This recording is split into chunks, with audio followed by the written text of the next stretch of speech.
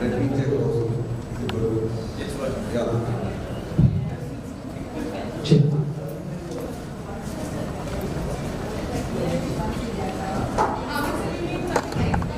No, yeah.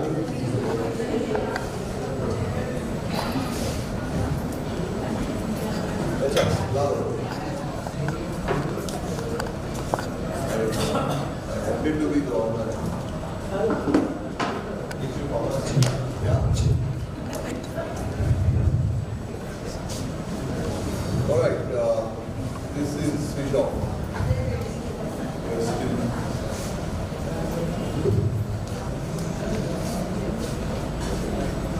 And the yeah. Now that you're here, we'll start.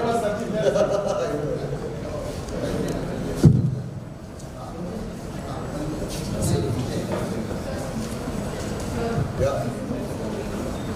Moving here. Not moving here. Check. Sound test. Yeah. Hello. Can I? Hello. उधर का है? ये क्या चल रहा है?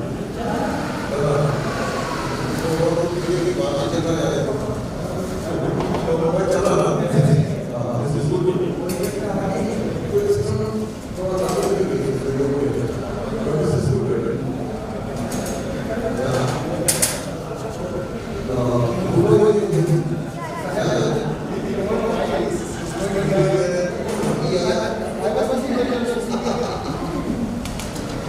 Well, thank you very much. As you begin our first panel after the award, I am delighted to have we have our Indian countries here. And as we get started and we will start our conversation. May I request all my friends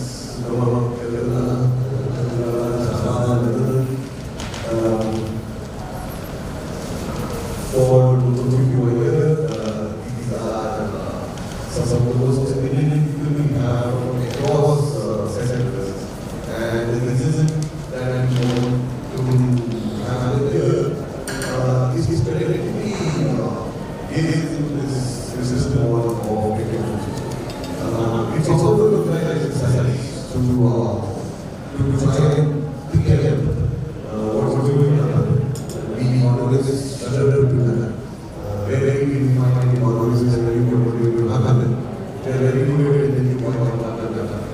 But really, it's the same technology. There are so many examples of some great technology that have never worked. Or technology that have successful not whatever we did. The frequent example we have, we use this in Assam.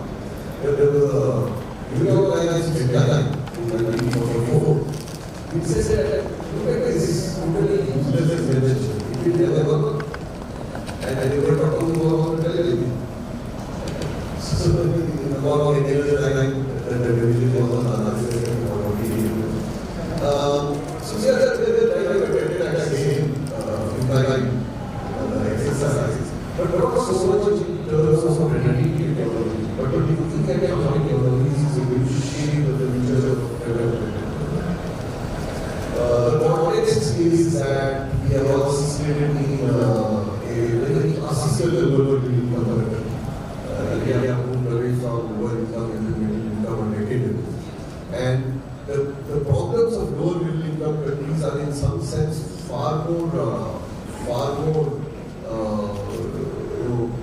problematic in that sense than lower income countries, because we have a lot of contradictions that we need to work out on. For example, one thing that we were discussing yesterday was this problem between poverty and inequality. Lower income countries have a poverty problem. We in the middle income also have a problem of exacerbating inequality. And so on. And if you look at the landscape in India, we see that as India remains or becomes the fastest growing economy in the world, the number of people who are left out of that group are legion. The biggest minority that we often talk about is not surprisingly women.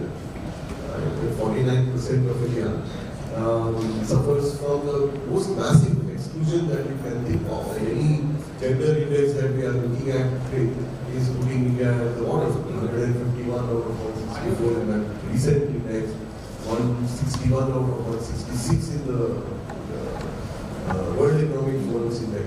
So there is a lot of exclusion that we see among all sorts of minorities in the country, from women to LGBTQ communities. And therefore the question is that how do we use technology to reach out to excluded populations, to reach out to excluded geographies, to reach out to excluded sectors. And that is why this panel is a very carefully curated and selected panel of experts in very precise areas. Kalpana is somebody who is Kalpana Ramesh is somebody who has worked in the area of sustainability, particularly in the water issues, for several years.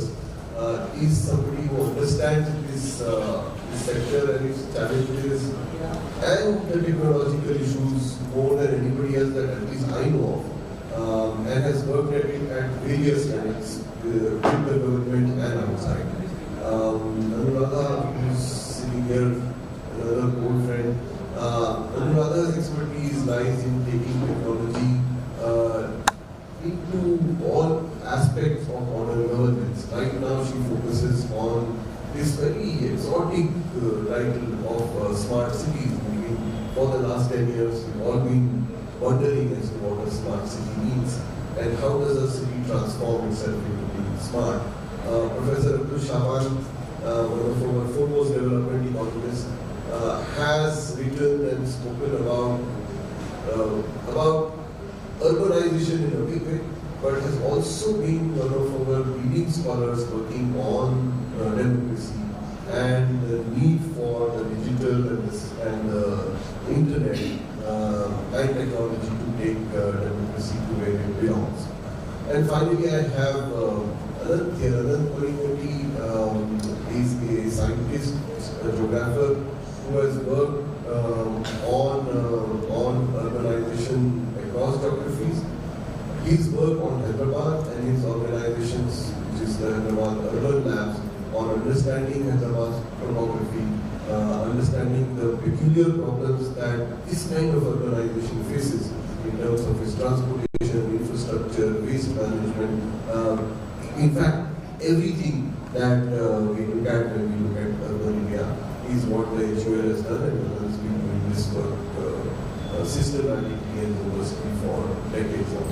So that's what we have. We have 4 different people here of the same eminence and expertise who are looking at how technology can be used to solve some of the most persistent problems that exist.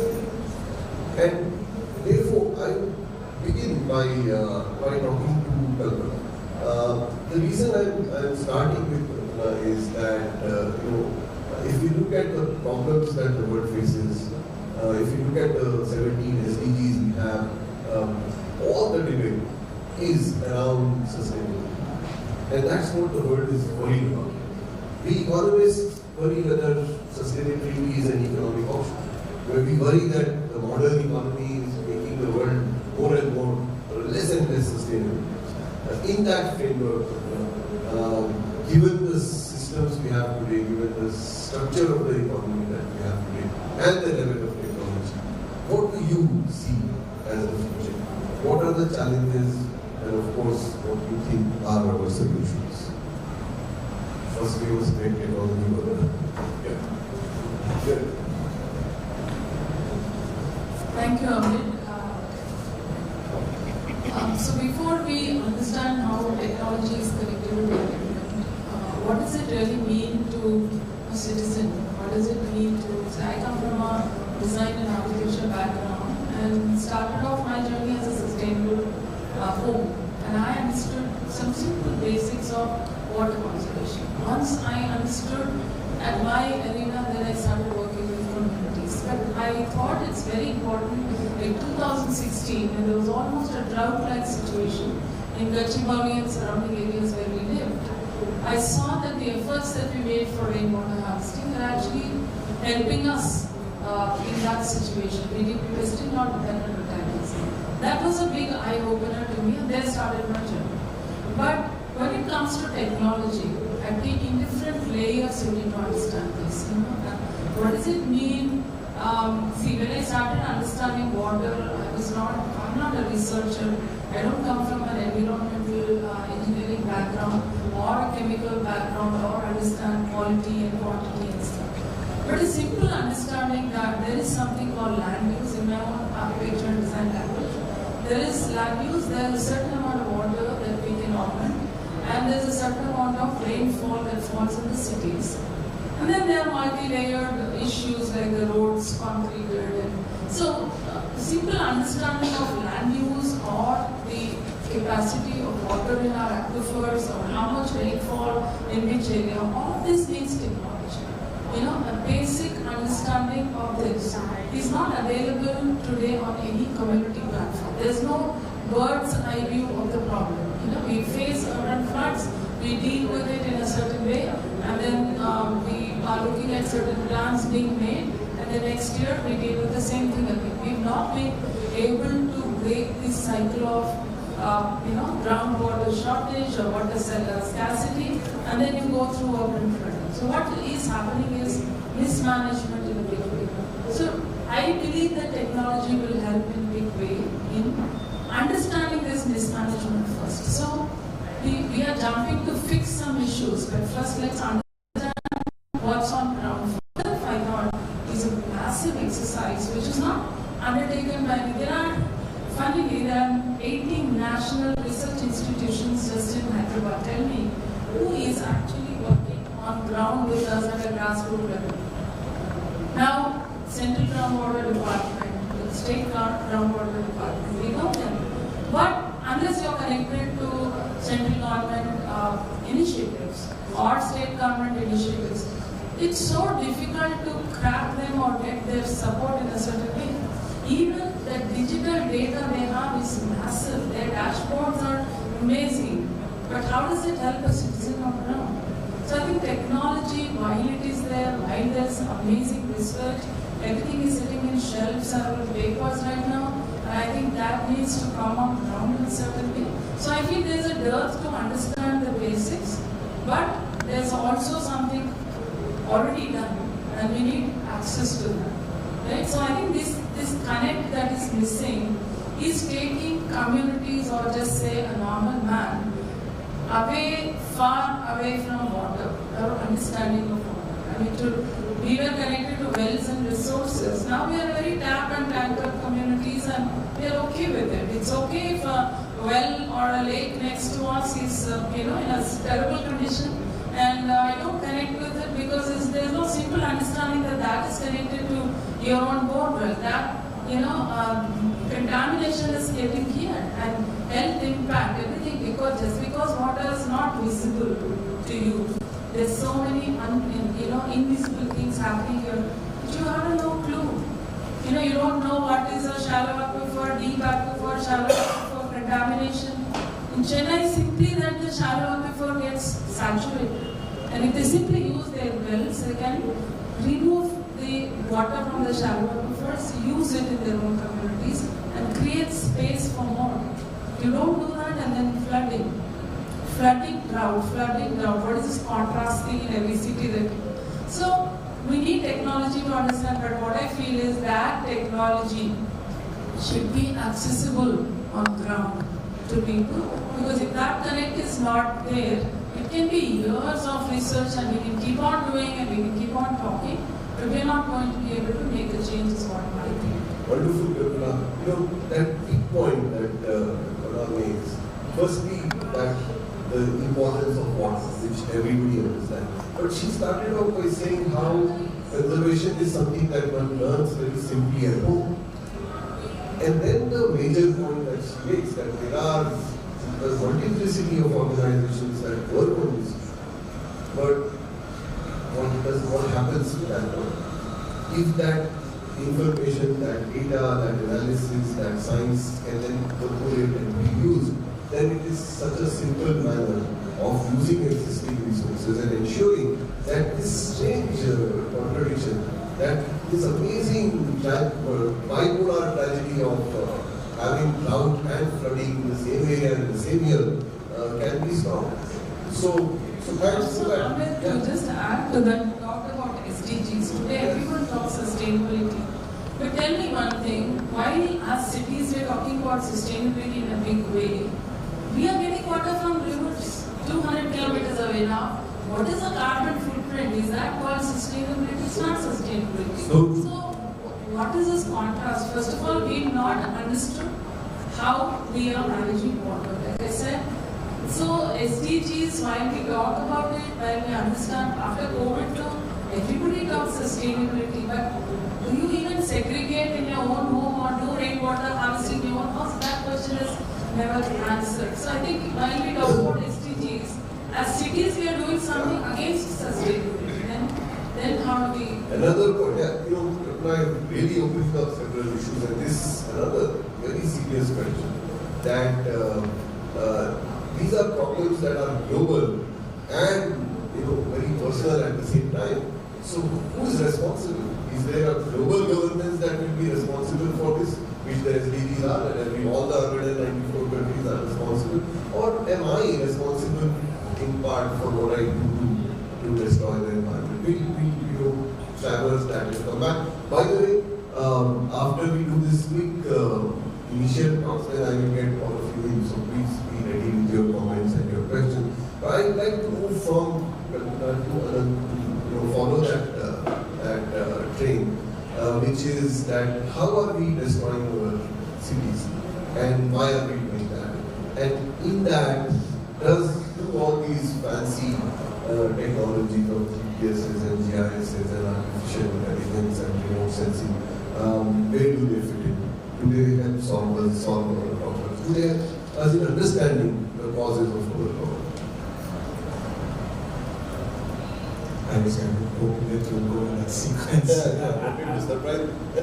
Okay.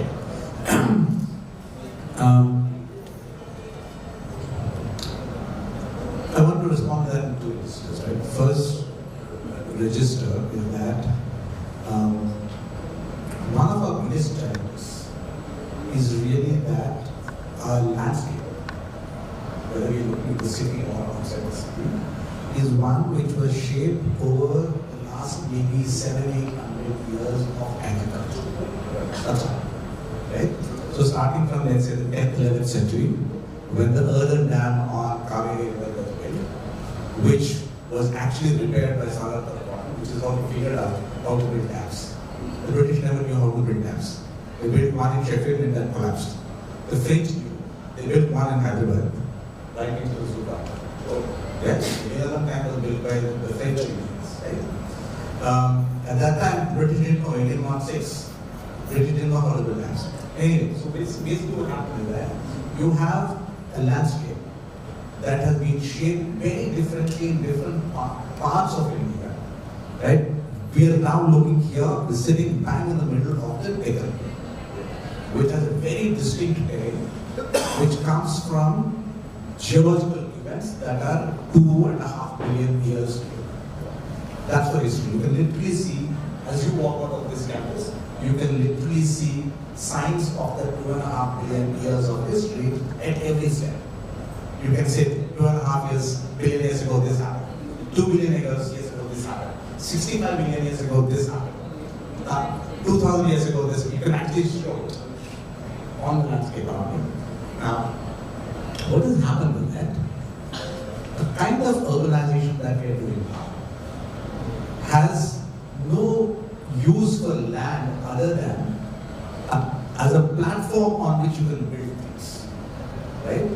The dream piece of land for a good, modern, efficient architect who knows how to quickly build is a flat surface. So everything is flat. It doesn't matter to this architect whether it is red soil, black bottom soil, gravel, rocks, nothing. It doesn't matter. All of it has to be flat. Now here is the challenge, right? The challenge is that in an agrarian economy, the boundary of your piece of land on which you're working would follow the boundary of the red soil, the black bottom soil, which is the reason why if you look at the farm cadastral survey maps, the lines are all wavy, they're going all over the place. The moment that turns into urban property, you're looking at services delivery efficiency, right?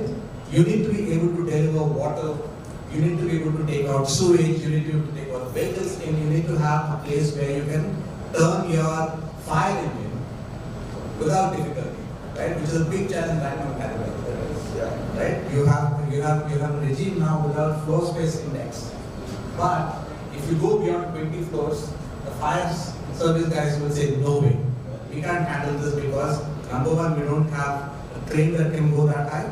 Number two, you don't give me enough room here for my vehicle to turn around. Right? This is what it is.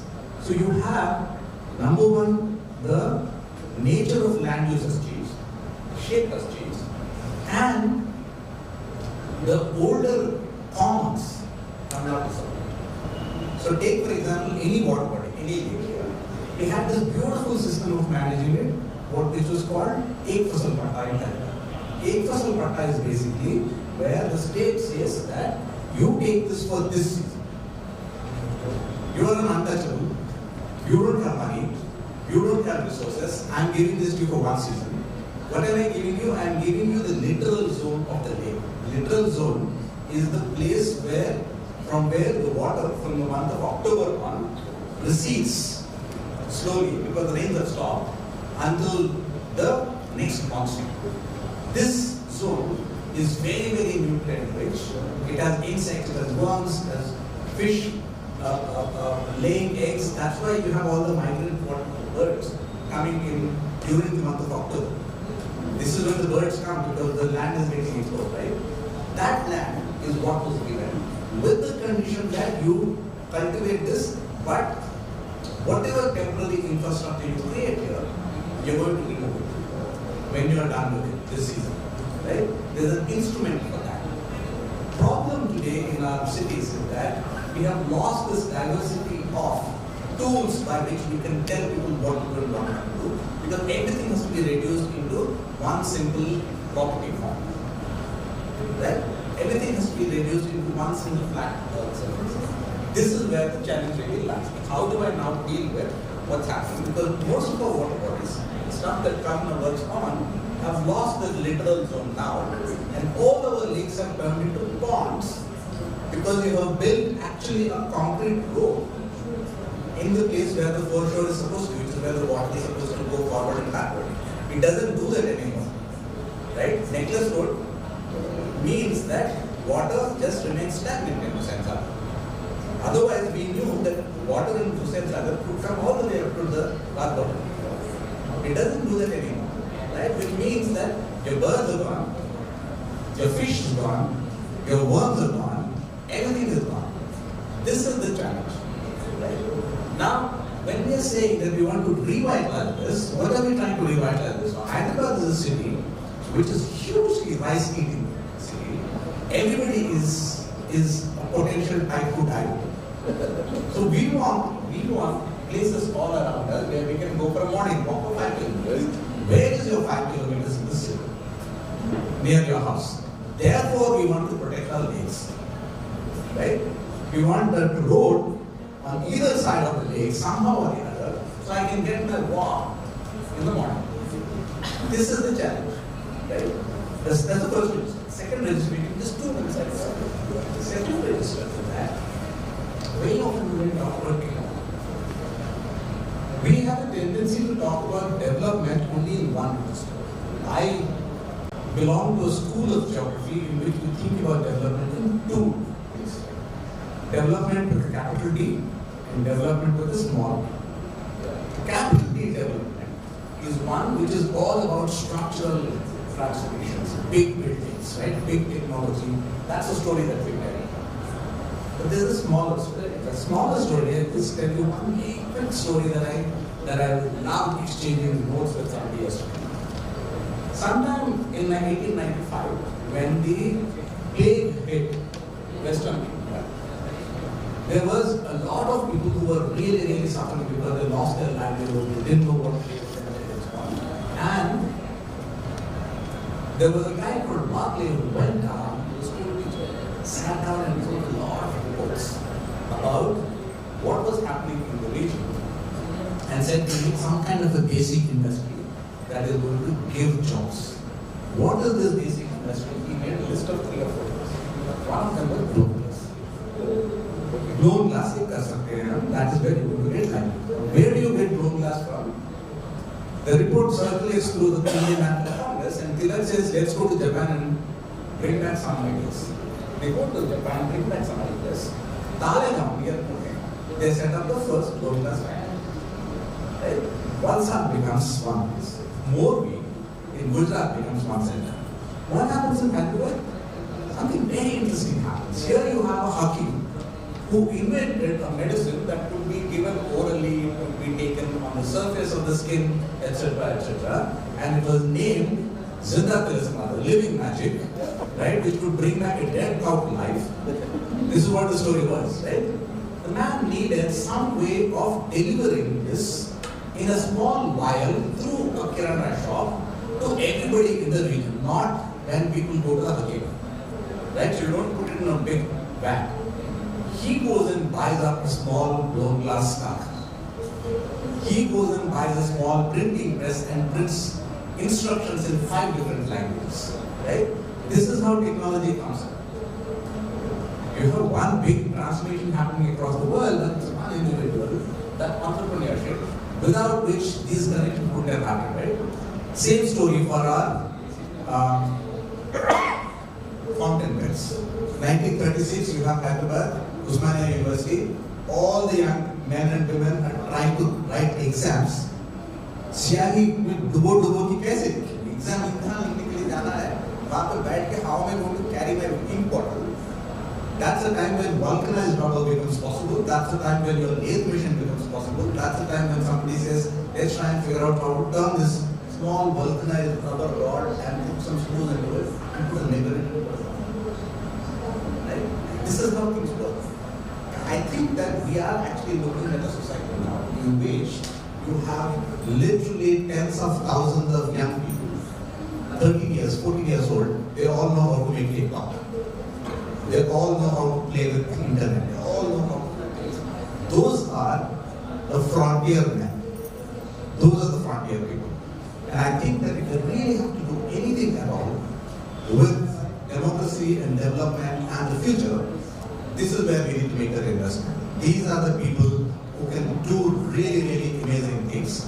Because they're thinking constantly about, not about rules and how to perform, but about how to get around rules. And you need that enterprise of how to get around rules that constrain. That's where we are emerging now. Wonderful. You know that story of Siddharth Lisman actually tells you the moral of everything that we are discussing. What can you explain to us the work that you are doing and what it means for us? Yeah, I get both Kalpana's and Anand's points. So, as Kalpana was saying, that we need to really know the ground truth.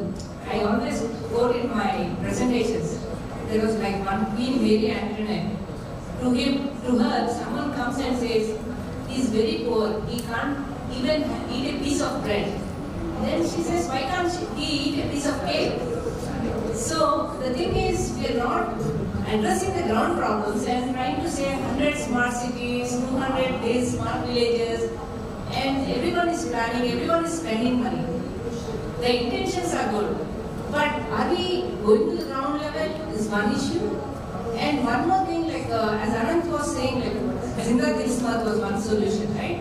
So one example, like I work on the smart city living lab. What we thought is this smart cities, everyone is talking. They're like good, bad, sad stories. Why don't I try in the campus, deploy the campus, make the whole campus mini, micro, small, smart city. And see what are the operational issues, what are the things required, so that it would be nice to suggest someone.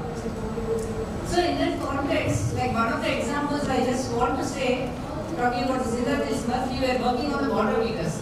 And there were like a lot of digital water meters available. And 45,000 based on the pipe size, 1 lakh. Because the major problem water board was saying is non-revenue water. I am supplying 42 rupees per liter, but I am taking money 12 rupees per liter. Because it is a manual monitoring, some may monitor or give some value, and some may pay, some may not pay. So then when we deployed the digital water meters, we realized it was like 45,000 apiece, and we thought if we want to do a smart solution, as per my definition is, smart solution is not like higher technology or high cost device. It should be a device or solution which can reach more people and easy to deploy. So then we were having a discussion being a technology institute. Then we said we have those blue water meters with a reading on the dial. Most of you might have seen in your houses. So if we want to change those water meters, we are creating extra waste, extra cost, and people will not be ready to buy government or people to invest so much money. So what we thought is, why don't we put a camera on the top of it, take a reading, use some ML, DL algorithms, and send the digits to the Wi-Fi. And it was like 5,000 bucks to do that. So the solutions we need to think is like, we have some infra, because as Anand was saying, it's a flat land, we have built the houses, so we can't demolish all the houses and make some new changes. We need to accept the truth. Now, within that, how do we make it smarter? And from here, at least can we say 0.0 and start developing solutions to make it more viable. And one more thing, we were measuring is air pollution, and the government I was talking, and everyone don't want to see on the dashboard that pollution is bad. So they were saying, I don't want the air quality, if something good happens, show it on the dashboard. Because everyone loves to see good things on the road. But the thing is, again, we need to know the ground reality. So now, Hyderabad, whatever earlier, like my father used to say, it used to be called as Deccan Plateau, but where do we see stones? We need to go to Hajaguda only to see the stones. Yeah. Earlier in Hyderabad, there was like a lot of stones, and now nothing is there. But we can't keep on creeping also. Like I always say, whatever we have, it's based on our choice. Now, like we have something. From here, how to go? What are the technology we need to do? So we try to cover different resources. We tried with water different, and when we found out like even the water quality, everyone is saying like I have an RO tank, I am drinking healthy water. Yeah. But the problem is the TDS, if it is low, it's bad, high is bad. And now you are having new water suppliers saying alkaline water. Why do you have RO tank, then again alkaline water, then do something? Means earlier I remember like I used to get down at a railway station and just drink water from the tap. And now it's really difficult. And recently we went to Amsterdam, Europe, and there like water I need to buy and spend some pounds or European, right? Yeah, it's like juice. And I really started thinking very soon India also will be like, water, you have water? Wow, you are a rich fellow. It's like the tomatoes in different seasons, right? So we try to measure the energy, and one more thing we were attempting the waste management. And waste management, I can say, it's only people can do it. Technology can't do it. At least in my question. Because whatever you put, and our citizens are so smart, it's like car seatbelt. They say wear a seatbelt for driving, and they have that charnar se kuch clip. They can just plug in and say seatbelt is there. So our people are putting their knowledge or technical things in seeing how to break the rules. So in such an environment, how to ensure waste management? Because I feel for different mentality, different people, the solution should be different. So I was telling like earlier, stopping at a red signal, no one cared. Now we started taking photos, challans, 1,000 rupees, and everyone is stopping 2 feet behind. So this is the mentality. Like even people go to US and they come back, they try to stop near the stop sign in US, but when they come to India, it's like democratic country. We are free, right? So that mentality has to be changed. That awareness has to be changed. Then only I think waste management would be really easier. We could put technology, we could use some credits, bonus or something. No. And some places it worked also. Bonus like I heard in Punjab or one of the states, the energy consumption they said if you consume 600 watts, 600 kilowatts for a certain period of time, less than that you need not pay anything. Anything 1 watt above also you should pay for the above. So then people started looking at it like which is causing extra energy consumption. So how do you measure that? For that we need all these sensors that we try to deploy and see what all parameters can we measure. And one more thing like logging, drought and floods. So the problem is most of the lakes are covered with buildings and the water, the core water knows the way it used to go, right? Definitely it will go into that area only. That is how clogging happens. Now the new constructions, some of the constructions what they are trying to do is they are trying to build some pipes below the, so that making way for the water. So at least some permissions, policies, it should be such that at least now let us stop. We define these are the rules for building a house. These are the rules. Unless we stop that, I don't think after a few years people will be seeing what is a lake, searching the Google instead of understanding what lake means, right? So technology we should use and it's a high time that like we really need to deploy, get to the cities and we talk to a lot of government authorities as Kalpana was saying earlier. It should be one common platform, one common aim. It is so happening, everyone wants to do something and give it to themselves. So like we had a challenge for smart solutions. We just threw a challenge and believe it or not, 176 applications came. That means there are so many people in India who are doing real good solutions. But having a common platform, deploying, is it one more challenge which I felt is needed. And that is one thing. And one more thing like policy, when I talked about it, what I feel is, okay, sensors we are deploying, let us say. But some policies may be hard enough to ensure that data security, data privacy is protected. So if not, it would be again another major problem. So these are some of the issues. Yeah. Okay. Thanks. And it's good that these young boys and girls come in as you speak. So I hope you're listening to her. And the point that she made was that there are problems, but there are 176 solutions to those problems. And those problems come from people like you who understand that you have to solve those problems. And another point that she makes is how does one incentivize good use? How does one incentivize conservation? All this in the context of what we are speaking here, which is the democratic spirit and what a democracy means to a citizen in its mix of rights and duties and obligations is something that we are talking about here and using technology to ensure that those rights are given and those duties are encouraged. I will therefore bring in Shaman here who studied this across cities in great detail and has written rather profoundly on this issue.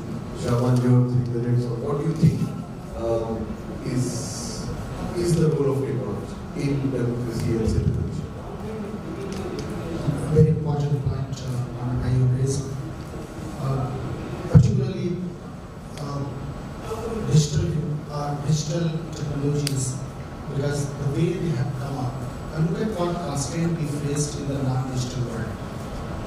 Non-digital world was full of inertia, full of transaction cost. I will just talk instantly academic language. Inertia in the sense that we are actually here and there is some protest taking place somewhere, I cannot go.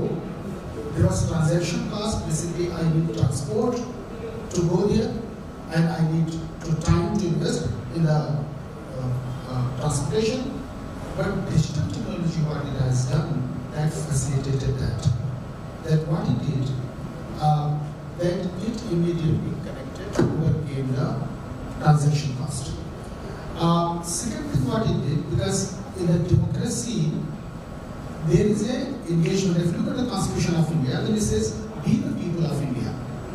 Basically, what is there? There is a consensus, there is an agreement which erects a edifice of the state, and we the people of India has erected that state. So, as a democracy by the people, that way the actual government is by the people and for the people. So, what happens is that distance was playing a key role in non-participation of the citizens. And there was a distance decay of information. It was also coming. I'm just using some terminology which is technical in nature, but simple thing that as actually you go out of the geographies, the information also die in the old age because information was not traveling. So what this technology did, it killed the space, it killed the distance, it killed the transaction cost. So what is happening now today, that from here I can participate in the demonstration, what is happening in Palestine, what is happening anywhere else. I get the information, what is happening elsewhere, and also I build my own knowledge. So that has become very useful for all of us. So that one thing has happened in that. Obviously, now the problem lies that is in this kind of process, the state has acted as actually set in the central way that it will facilitate the digital infrastructure. And in the facilitating the digital infrastructure, obviously, at one way sometimes it has done or actually involved the capital, corporate. So what has happened in this whole process today? The state has three components. I mean, in major way the big function. One is that government, another is that corporate, and third is the third sector, which we call citizens like us. So what has happened in this whole process? The capital, which is I'm referring to state, corporate, capital and state and the citizens, this pendulum keep on moving. When the state is nearer to the citizen, it is socialist in nature. When it is near the corporate, it is capitalist in nature. What has happened in that process? State and corporate have got basically involved in this process, and the delivering the digital infrastructure has been so uneven that the citizens sometimes have got excluded in this whole process. And in this process, the citizens lose out. Because if the medium is through the delivering or actually the raising our voices has to be through the certain medium, and this medium is either actually the print medium or actually the digital medium, I need to be incorporated in that. Basically, I need to be included. But if the digital infrastructure itself is so biased, it is not come to certain regions, and we have listened here, and we are actually doing. This is the process that where the democracies get compromised. I just simple thing. I was working on Bhiwandi because the British from the agencies, they wanted us to understand how the digitalization is proceeding. And we took a minority town, which is actually textile town in Bhiwandi. And in those the kind of things where actually multiple role was played by the different agencies. It is not only state. State is actually delivering those infrastructure at some level, but corporate are taking, but they establishing in certain part of the town, not in certain part of the town, and you can understand the certain parts. Where it is developed, they go, underdeveloped, they don't go. And during the COVID, massive erosion of the education took place in those areas where the digital infrastructure was not there. Now I brought in this one, that and then consciousness building and the citizens also does not happen. Because look at the democracy. Just few points I say because of the lack of time and then back to that democratic process essentially are driven by few things, and we need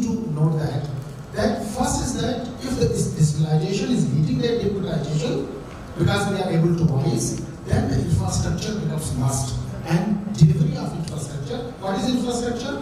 The telephone lines are there, towers are there, access is there, availability is there. Second, it will deliver you the information, but this information does not mean knowledge. So remember it, information like we need 50 million, 30 million, that, it has to be associated with a certain kind of knowledge base. And knowledge base is basically understanding that what this number means, and this number meaning becomes very critical, that critical understanding along with that need to be there, so that you link your information with that critical understanding, which becomes knowledge, which becomes applicable. And this will lead to you for action, and this action will lead to the empowerment.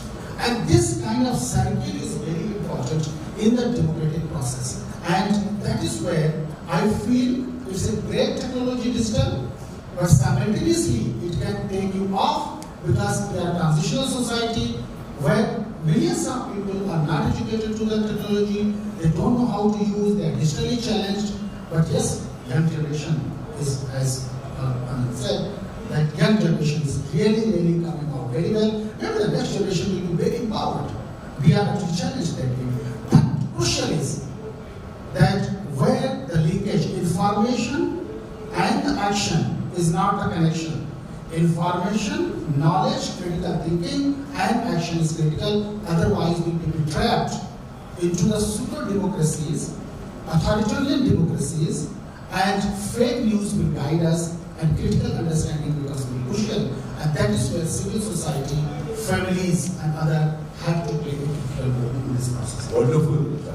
I hope you understood the very profound philosophical definition and the delivery of democracy. That democracy is not just a nebulous of the people for the people construct, but it is also something that depends very much on the democratic infrastructure that converts data into information, into knowledge, and therefore into action. So thanks so much, Shaman, for laying that out. You have heard these four people who are doing some cutting-edge work in very niche sectors of governance and of access. I will invite 4, 5 of you to ask simple, straightforward, quick questions that I can then give to the audience. I don't have too much time, so if you can quickly, anything, please. And this ready, very Thank you very much. I think that was a very interesting panel. I don't have a question, just a comment. That, when we are talking of development, how are we approaching it?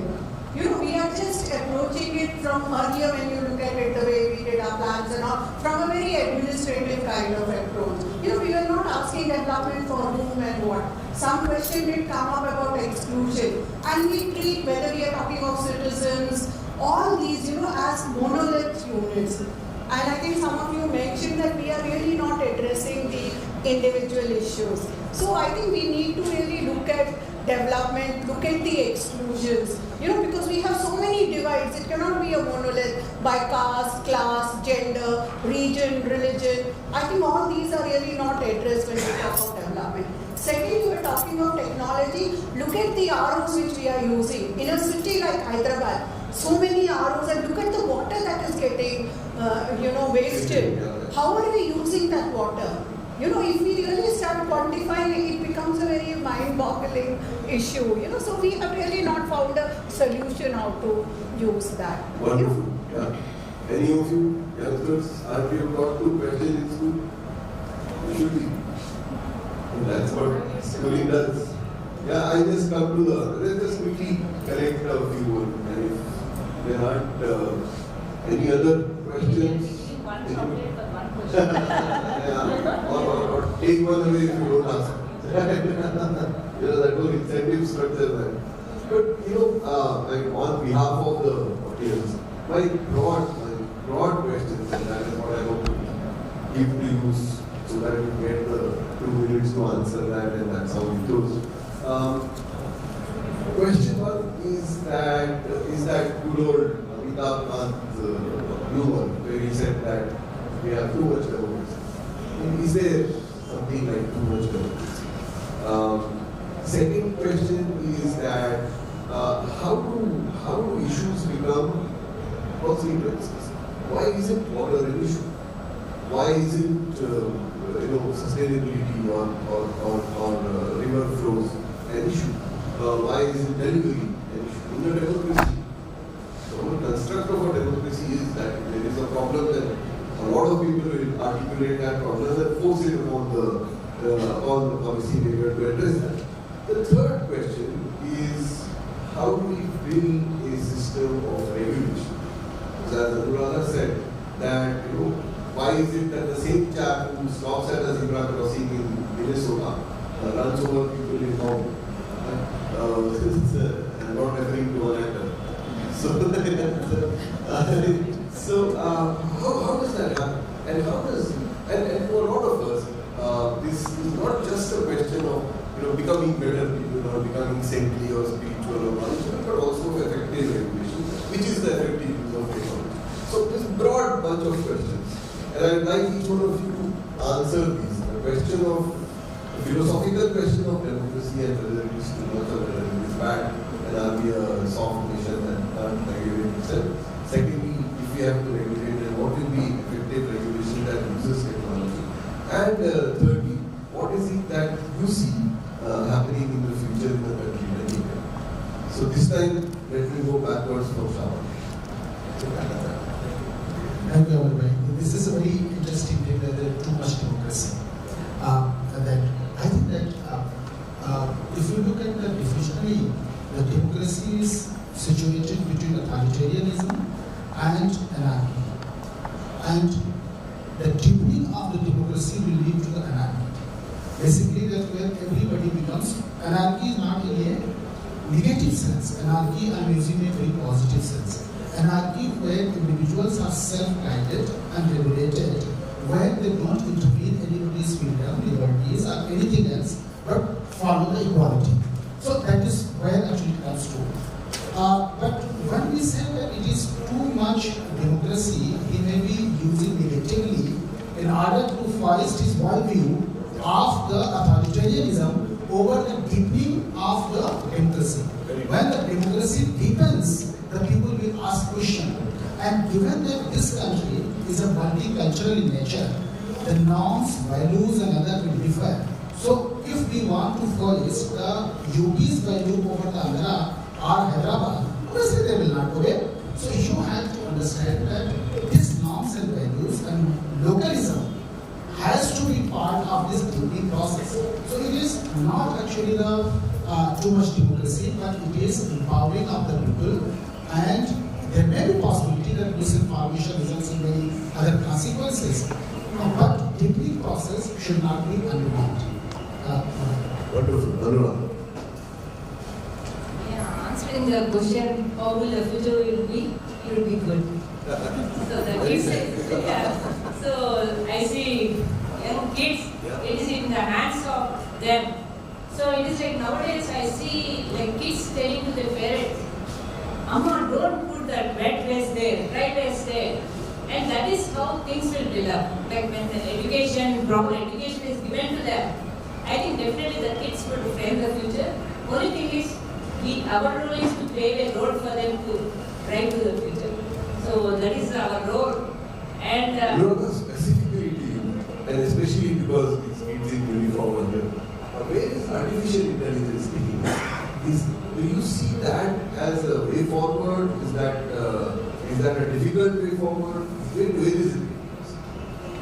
yeah, I have a positive view and a negative view on the artificial intelligence. I still remember when I was doing defense projects.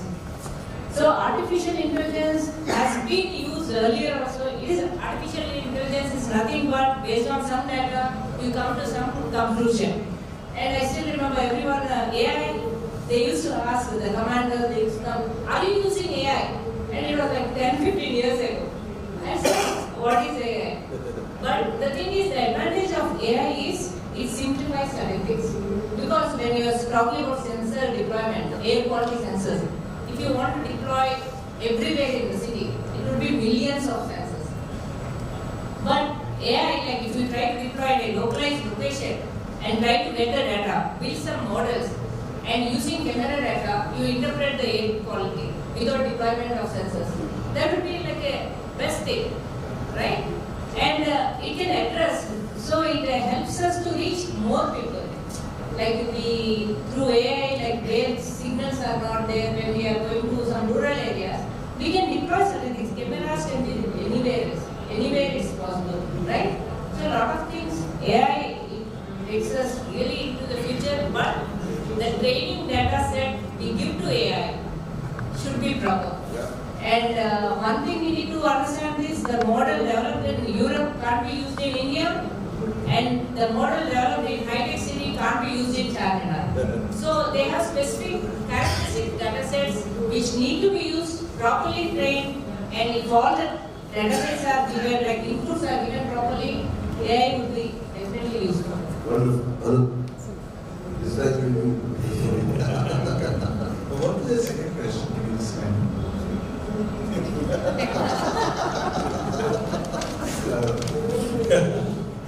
I didn't know I was going to say that. Okay. So I'll just take the first question. The regulatory issue. So the first one was whether there is too much regulation. The second is how do we build a system of regulation that actually incentivizes and forces the behavior. So my response to the first question is that no, I don't think that we have enough democracy. Just to happen. It's straightforward. But there's an immediate rider on that. The rider is that I think that a statement like that actually kind of sends us off on a false chase. Right? So you then try and begin to think in terms of enough, how much is enough, how much is less, that kind of stuff. Basically the problem is that by mid-70s we figured out in this country, when we had our first emergency, that we have all the appearances of a liberal democracy. We can understand right? We knew that. We have done some of the most wonderful things. Adult franchise, universal franchise, nobody did in this world. We did it right off, right? You don't know what to do.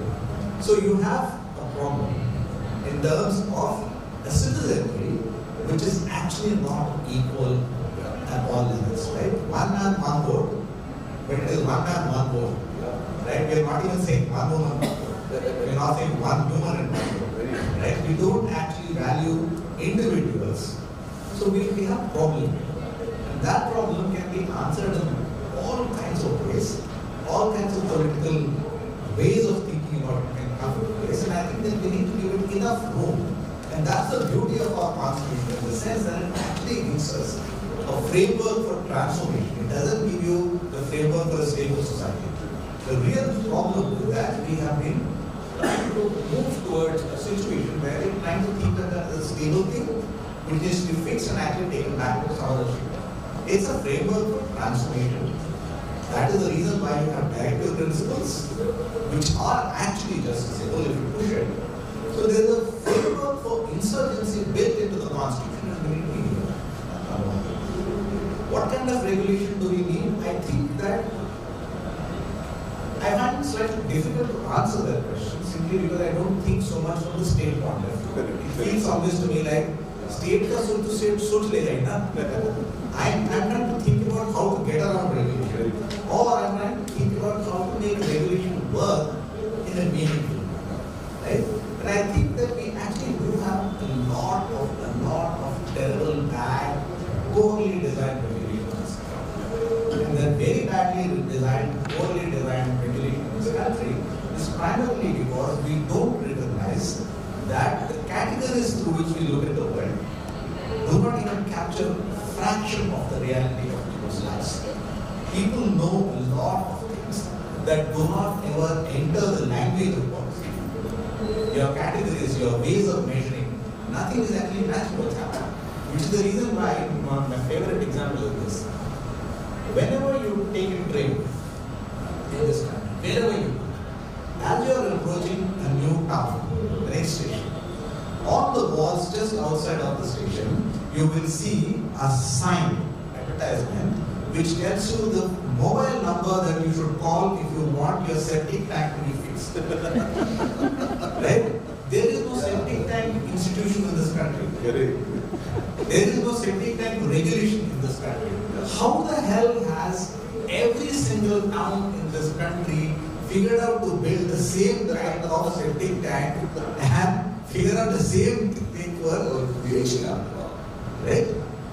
People do this in any spot in Bombay where the government doesn't give them permissions to build toilets because they can sink. People build septic tanks, hide them very well. They hide them from the state to be able to actually go to shit with some privacy in their homes and not being forced to the indignity of having to use some kind of a public toilet somewhere. Right? So I think that we need to think in terms of how best to work with the regulation that is wonderful. Wonderful. That really is a great answer to that regulation. Just I So, want yeah. one sentence to regulation. And one more problem I feel is regulations. When you see the legal system or anything, all these regulations, some of the regulations are done during the British time. When you see a lawyer wearing a coat for such kind of weather, it is like yeah. Yeah, because now it's end with you. You're already done with time. So, I would like to quote the example of Councillor Stafford. Yeah. Right? Wonderful. Yeah. The whole work there, all the questions you asked, I can Yeah. giving that example because Yeah. there is diversity, there is, bunch of youngsters and bunch of old people. So you have, age also gaps. You have 4 different political parties. You have distinctly 2 religious, in one side of the valley is Muslims, one side of the valley is Hindus. So the first day when I went there, I saw all the challenges. I could map what I want to see. So which is the reason I wanted government to start that project. Because I know if I go and start that project as an NGO, next year I'll have to shut shop and come back. Because that's the kind of diversity we are dealing with in India. So when it comes to public opinion, yes, we don't have public opinion. People take their decisions and make something and just hand it to us and we live with it. But the problem is, public opinion also needs to be filtered, is what I understood in this project. Like you hear out everyone, but you filter what is the context, what do we want to do, and how do we take this, and also how to wedge in the government, which is the biggest piece of the story. How do you wedge in the government the diversity, the wins that you want out of this project, and how do you create a win for everybody? How do you talk to a community who have put 2,000 tons of garbage into the well, treated it as a dump yard? First day, first month, second month, still people are working, cleaning the well. There will be a diaper thrown from the 4th balcony of one apartment. You deal with that. So, the habit of doing something that changed when we changed the ambience. So many of my fraternity itself question me, why are we putting this kind of money in a low middle class kind of a community? I said, this is where we need to invest today. Because the change in the ambience brought behavior change in few hundred homes. Somebody who is throwing is nicely giving it to the JHMC. We've also taught them segregation. So the kind of behavior change, maybe for 20 years we could have done awareness at different levels. I don't think that change would have come. The kind of change in thinking, the kind of, the bunches of wires that we typically see around any heritage monument anywhere, we got that all aligned and got it underground. So for doing all this, we need the government. We cannot go as an NGO or an entity and make a plan and say, okay, I want to take this and move this sewage line. I'm not do the walkway around this well. I had to think like that today you put a road and tomorrow one guy will come to dig. Because the 2 departments will not be coordinated. So who is the guy who is going to come out and dig? So we mapped who has sewage lines, who don't have water lines, where is the power issue, fixed all of this and got all those 24 old poles underground and created this infrastructure, revamp around this before we did that walkway. So it's a very beautiful beautiful exercise. I mean, there are so many examples of. We have a huge problem. I don't know how to move the temple on top of, constructed on top of the thing. But I also had somebody who told me how to do that. Right? So, you see two different religions and they have their own priorities. But when someone comes like a politician also, I see a very bye-bye attitude and everyone is on one arena. So I've seen so much, so I understood that if you actually strategize this whole change and don't leave anyone behind, if you have a strategy that takes everyone along, a change can happen. The guy who broke the wall, which we defined for the well 6 times, 2 months back, he sends me a message, "Aapne hamare ghar ke samne jannat banaya." Wow.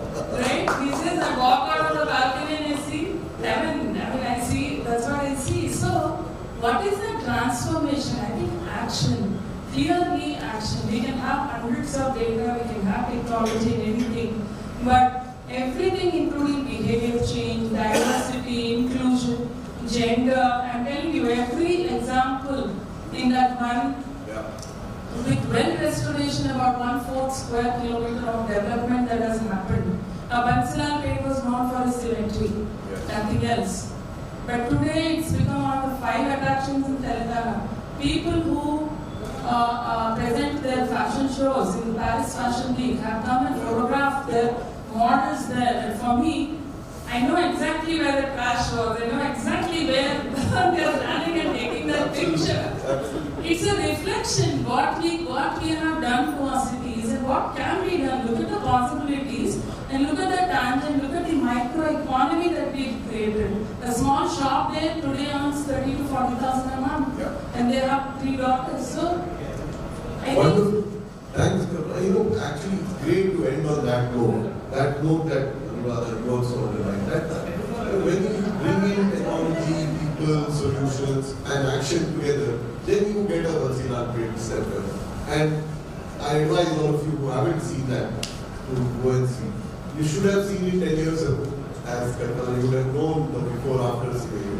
But that really brings, that example really brings to us the crux of all that we wanted to discuss today. That when you peek into the future and when you use technology in all its hues, in all its colors, then which is the technology of democracy and its infrastructure, the technology of cameras, the technology that is used in cadastral surveys, all of that together, you will come up with a great center that shows to the world all that can be possible in the 17th century relic and in a modern environment that exists in our city. Thank you so much, all of you, for this panel. Thanks so much, everybody there. And can I ask you to give this one set of work that we've done on the infrastructure issue that we were talking about and how urban infrastructure matters. Thank you very much. Thanks everybody for this session. Please join us at lunch, and then we have some fascinating panels that we are going to talk about. So thank you so much for the panel. Now we break for lunch. So the lunch for students and volunteers is arranged at the cafe. Rest of the guests can proceed to this space for lunch. So also please come back and we have the talk by Dr. Anand here in next 15 minutes. After lunch for 15 minutes. The lightning talk. So please come back.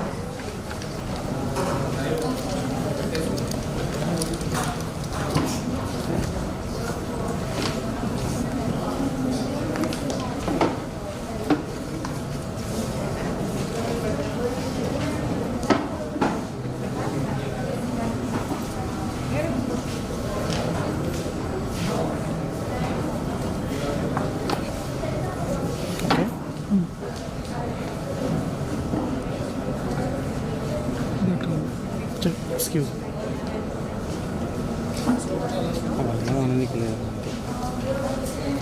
మనమైతే జరగని lunch provide చేపిస్తాం. Okay, అలాగే batteries ఏమైనా ఉంటే charging పెట్టేస్తాం. ఓకేనా, camera కార్డ్కి పక్కెట్ నువ్వు అట్లా అమ్మలో పెట్టినా ఒక టచ్ చేయరు, నువ్వు అట్లా పక్క పెట్టినా ఒక టచ్ చేయరు నీ కెమెరాని. ఓకేనా, ఎందుకంటే సాఫ్ట్వేర్ ఆఫీస్ డిగ్నిటీ డీజైన్స్ అన్నీ ఉంటాయి.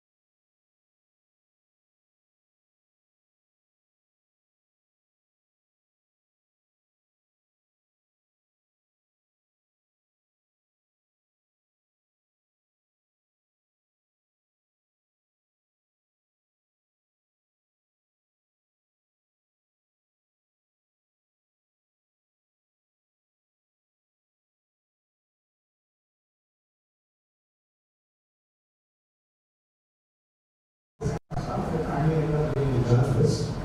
As a journalist, I ended up in Rajasthan, where again I constantly running into issues. Start is not One of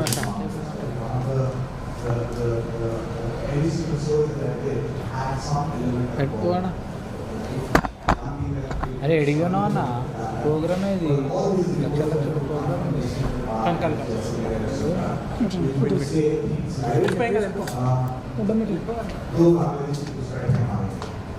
why the Bangladeshi implementers came on the Rajasthan border made no sense at all. And so I had to go and dig into what was happening, which then told me stories about transcontinental migration of poor people from Bangladesh because of an ecological crisis that was unfolding in Bangladesh, moving people across the entire subcontinent all the way into the Middle East, and then getting caught in the crossfire of the forest. Doing all of this stuff, finally I ended up in Telangana as a journalist again, and there I had to do a lot of work. Lincoln was just reminding me of what I was doing at that time. We were trying to figure out why people were getting killed all over Telangana and in a number of districts as a result of some kind of an atmosphere between two forces that they didn't fully understand, the police and the Maoists. We did that work for 7 years. Then, at that point of time, I felt the need to withdraw from what was happening in our cities, and I went into a PhD in geography. So when I landed up in Hyderabad at something like 42, 43 years of age, and decided that I had to do something in the city that I loved and I hated, and so I set up something called Hyderabad Urban Lab. Hyderabad Urban Lab is one of many institutions of that kind, which are basically set up by people who have a very deep relationship with the cities in which they live. There's a lot that we love, a lot that we care about these cities, but there's also a lot that we hate about these cities. Fundamentally wrong with these cities. So, what does all this have to do with care and repair as an urban area? One of the things that I've been involved in, one of the many things that I've been involved in all through my work, was housing. Now, we keep fighting about housing rights in cities and so on and so forth. And we keep fighting about land rights, tenure rights, we keep fighting about delivery of actual health housing and so on and so forth. There are 2-3 very simple things that we don't have to recognize. Number one, the Constitution of India does not exactly pin it on anyone, that is the state government or central government or local body, to build houses. Housing is nobody's game. Land is, finances, housing is not. Therefore, housing always falls through cracks. Housing is always delivered through schemes. It's never delivered as a matter of right to anyone in this country. That's the first question. Once you have that very fundamental problem, and then you start making calculations on what happens with housing, many strange, bizarre things begin to happen. By late 60s, we had gone through several iterations of planning processes in this country where we made calculations on how many family units are there in this country and how many actual houses are available and what is the capital to do of them. And the government very piously promises that they will put up money to build the capital. And it always fails. Happens to plan 1, plan 2, plan 3. They're not able to ever deliver the housing shortage that they identify. Then what do? In the late 60s, something very fantastic comes, very handy, because of an architect who goes to Peru, Chile, studies poor people how they build their houses, comes back and says that, look, these guys are actually doing something very interesting. Poor people know how to build their houses. We shouldn't be giving them houses. We should just help them build their own homes. We should give them sites, services, let them build it slowly over a period of time. That leads to what we now call incremental housing or power construction. That is low capacity. Right? That led to huge amounts of financing that came into our cities all across South Asia, all across Indian cities, through schemes that essentially said that you can stay here, you cannot move to Korea. If possible, we'll give you some money, so you build your house. We'll give you that money in installments. Right? A lot of innovation happened through that process. This is also the time when the market was not really able to deliver big housing. So you have a lot of middle class, lower middle class families who are saving up money to build their own homes. 1 bedroom house, 2 bedroom house, 3 bedroom houses, and so on and so forth. So you have a city, you have cities, towns across the country which are full of self-built houses. Adequate, inadequate, they're almost like houses in which snakes live. Right? You build the house around yourself, according to your needs. You keep expanding it, you keep breaking it, you put one balcony a little more ahead. You go to any town in the city, in this country, you go to any village in this city, in this country, you will see this process happen. Right? All the larger villages in Delhi, you will see. The awning, the balcony keeps expanding into the airspace, 2 meter, 3 meter, time pointing at that. Right? That's how they build it. You build as much as you need. You have in Hyderabad people who build 40 square yards piece of land, one tiny house. Somebody from the family manages to go to the village, sends money back from there, comes back and then says that I want my own place. You get a new daughter-in-law into the house, the daughter-in-law and the previous daughter-in-law do not get along.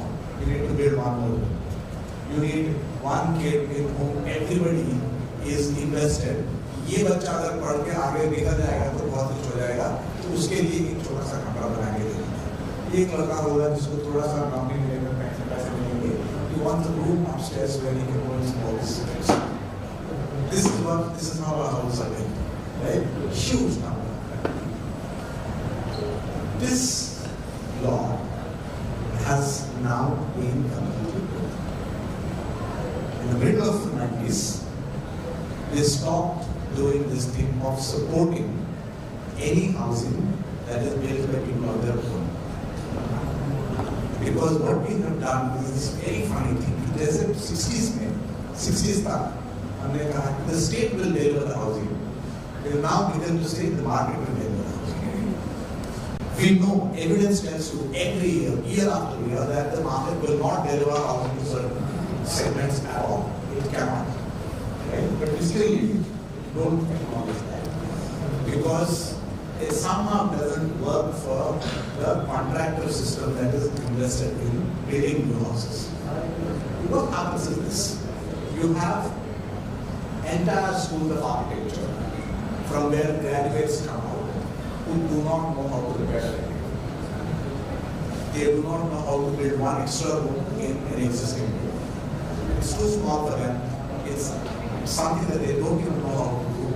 Right? That work is being done in the basement. It is never done by architects. So you have literally thousands of architects, tens of thousands of architecture graduates coming out every year in this country who do not know how to repair things. Right? This issue of us not knowing formally, policy-wise, how to repair things is a big issue. I'm saying that it's an ethical question because in the absence of state support for repair, for extending the house, essentially what happens is that there is no money available for us. And what we do is, if you're extending your house, right, where are you going to get the money from? And if you recognize that 70-80% of our cities, which have literally ingrown onto themselves to expand housing opportunities for people, you realize how risky it is. It's enormously risky because what you're doing is putting more and more and more people in housing units in one building, which has to deal with the sewage problem, which has to deal with the water problem. And if you cannot figure out how to make a public investment into that, you're going to have year after year, in the summer, in the monsoon, bacterial contamination of the drinking water. Right? 2009 This is where Hyderabad Labs work in Hyderabad actually started. 2009, 10 people died, 1,000 people got hospitalized in Bharatpur because drinking water got contaminated with fecal matter and people got infected. Straight. Right? Nobody knew what to do. People tried to throw all of them out and put it on the media. That's not going to work because there are huge livelihoods totally involved in that. It took them 13 years to replace that faulty infrastructure, and it was done only with the World Bank gave aid. We're not making the necessary investments into that work. It's not just this. I can go on and on and on with examples of every single piece, every single location where repair work, patch work, build work is absolutely critical to our survival. If we cannot do that, if we cannot make those investments, if we cannot do the necessary tweaking to our procurement policies, we will actually be causing huge amounts of invisible damage. Because very often what also happens in this, it may not actually result in deaths, but what it results in is consistent low-grade fever, which means that girls are not able to go to schools. Consistent urinary tract infections, which means that girls cannot go to college. Right? You have this kind of a problem in so many neighborhoods across this. Monsoon aa gaya hai, you don't know where dengue is going to hit. You don't know where, what other kind of infection. You don't have any kind of surveillance of any data of these kind of things. Right? It's really, really important for us, and if we're thinking about empowering, we're thinking about digital technologies, to figure out how to track all of this data. Right? I'm currently working on a tank which is 200 years old. It used to be a most beautiful picnic spot even until mid-20th century. It served water, drinking water. And that tank now receives sewage from 53 buildings. 53 buildings. On its bank there are 3 STPs. But out of those 3 STPs, it is supposed to be dealing with something like 60 ml of sewage. Not even 20 is passing through. It's all coming in directly untreated. Right? You see drongos, ski birds. You see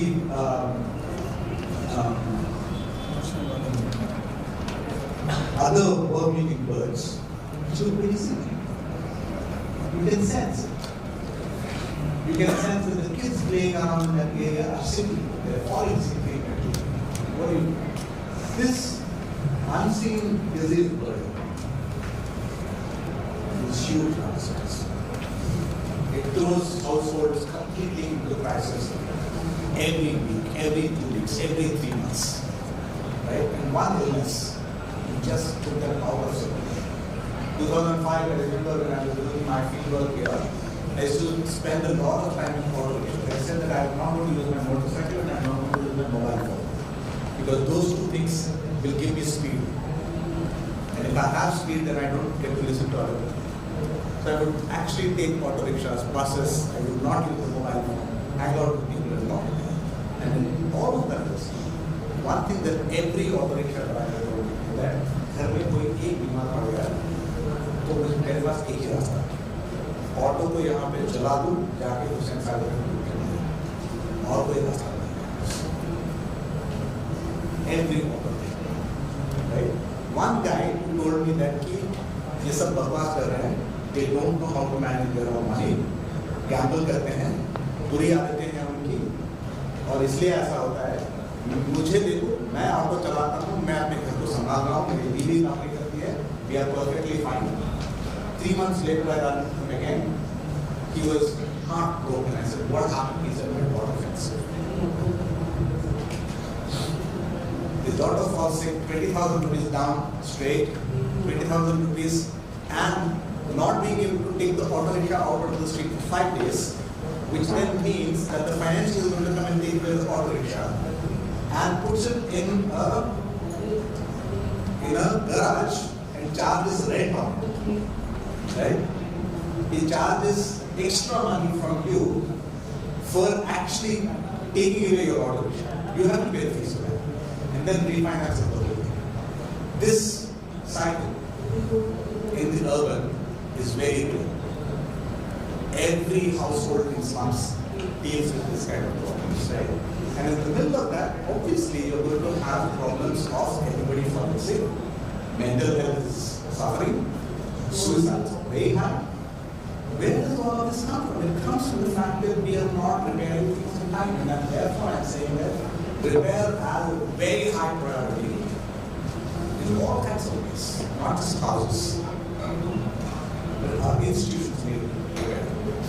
We need to think about repair and less about innovation. Innovation is great, but I think it's very often very overrated. We need actual maintenance and operations. If you can do that well, we'll be doing well. And I think that all of our focus can be on innovation, but give me 30% of your attention for repair. We badly need that.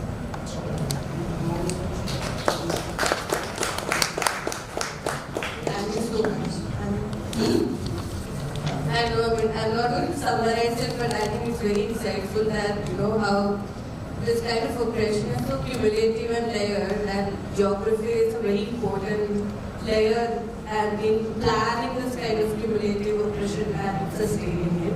So thank you so much for the talk. If anybody has any questions, we're actually running late on time, so if anybody has any important question, we can ask, otherwise we'll move on to the next session.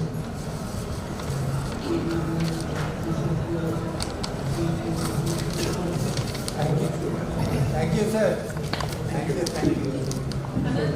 Yes. Interesting that you raised the issue of repair. One issue which, so repair more in terms of not just private but public. And what I find in government, and this is after spending time in government, I realized that investing in infrastructure is an obsession of all times. But very strangely, if you put in the word maintenance, and unfortunately I don't see this now only with the government, but even with the voluntary sector, if you say you want to build or construct a building, people are gung-ho about supporting it, both government and voluntary. And the minute you put in maintenance, it's a recurring expenditure we most. As for recurring expenditure is criminal or having paid to corruption. So and that's the thought about where that. innovation being overrated is precisely that. Exactly. Like, is what we want to see. Yeah. We want to put our money and want to use for our branding, all that. There's one more issue there which we don't have time to discuss now, which is that there is actually a perverse incentive in many procurement procedures for inflating the cost. Right? So it happens in very peculiar ways. For example, one of the things that happens is that in every tendering for any new project, you go to hire a consultant who produces your line estimate and gives you the technical drawing. That technical drawing and line estimate work is paid for as a percentage of the total cost. 1% of the total cost, estimated cost of the project. Right? Therefore, what happens is the 5 lakh rupees worth project is of no use for anyone. Right? It has to be made 50 lakhs. That's what happens. These perverse incentives and loops within all of these systems to keep escalating things, to keep inflating things. Right? And completely sidelining any kind of maintenance and operations work. That's their problem. And my second comment is I think something that all of us as part of middle class in this country also need to be aware of. Our parents would have built houses, we might end up building houses, all of us give it up for at some point because we can't maintain it or larger families and everybody wants their share. What was earlier designed to be a colony, say for 100 people, suddenly has 2,000 to 5,000 people, not just double, but quadruple to 6 times the number of families who are supposed to attend. That many vehicles, that much more storage. Exactly, so there is no space, parking is on the road. We all talk about urban infrastructure, but I think we are all part of that crime. Because when it comes to the value of money that you get out of that joint development, and everybody is happy to allow the building to go right up to the boundary wall. If you are allowed for the developers say, "Thoda paisa denge, 5 और बन जाएगा," we agree to it. So I think there is also a model camera that we have to kind of look towards ourselves on what we are letting ourselves into and then moving. Next, and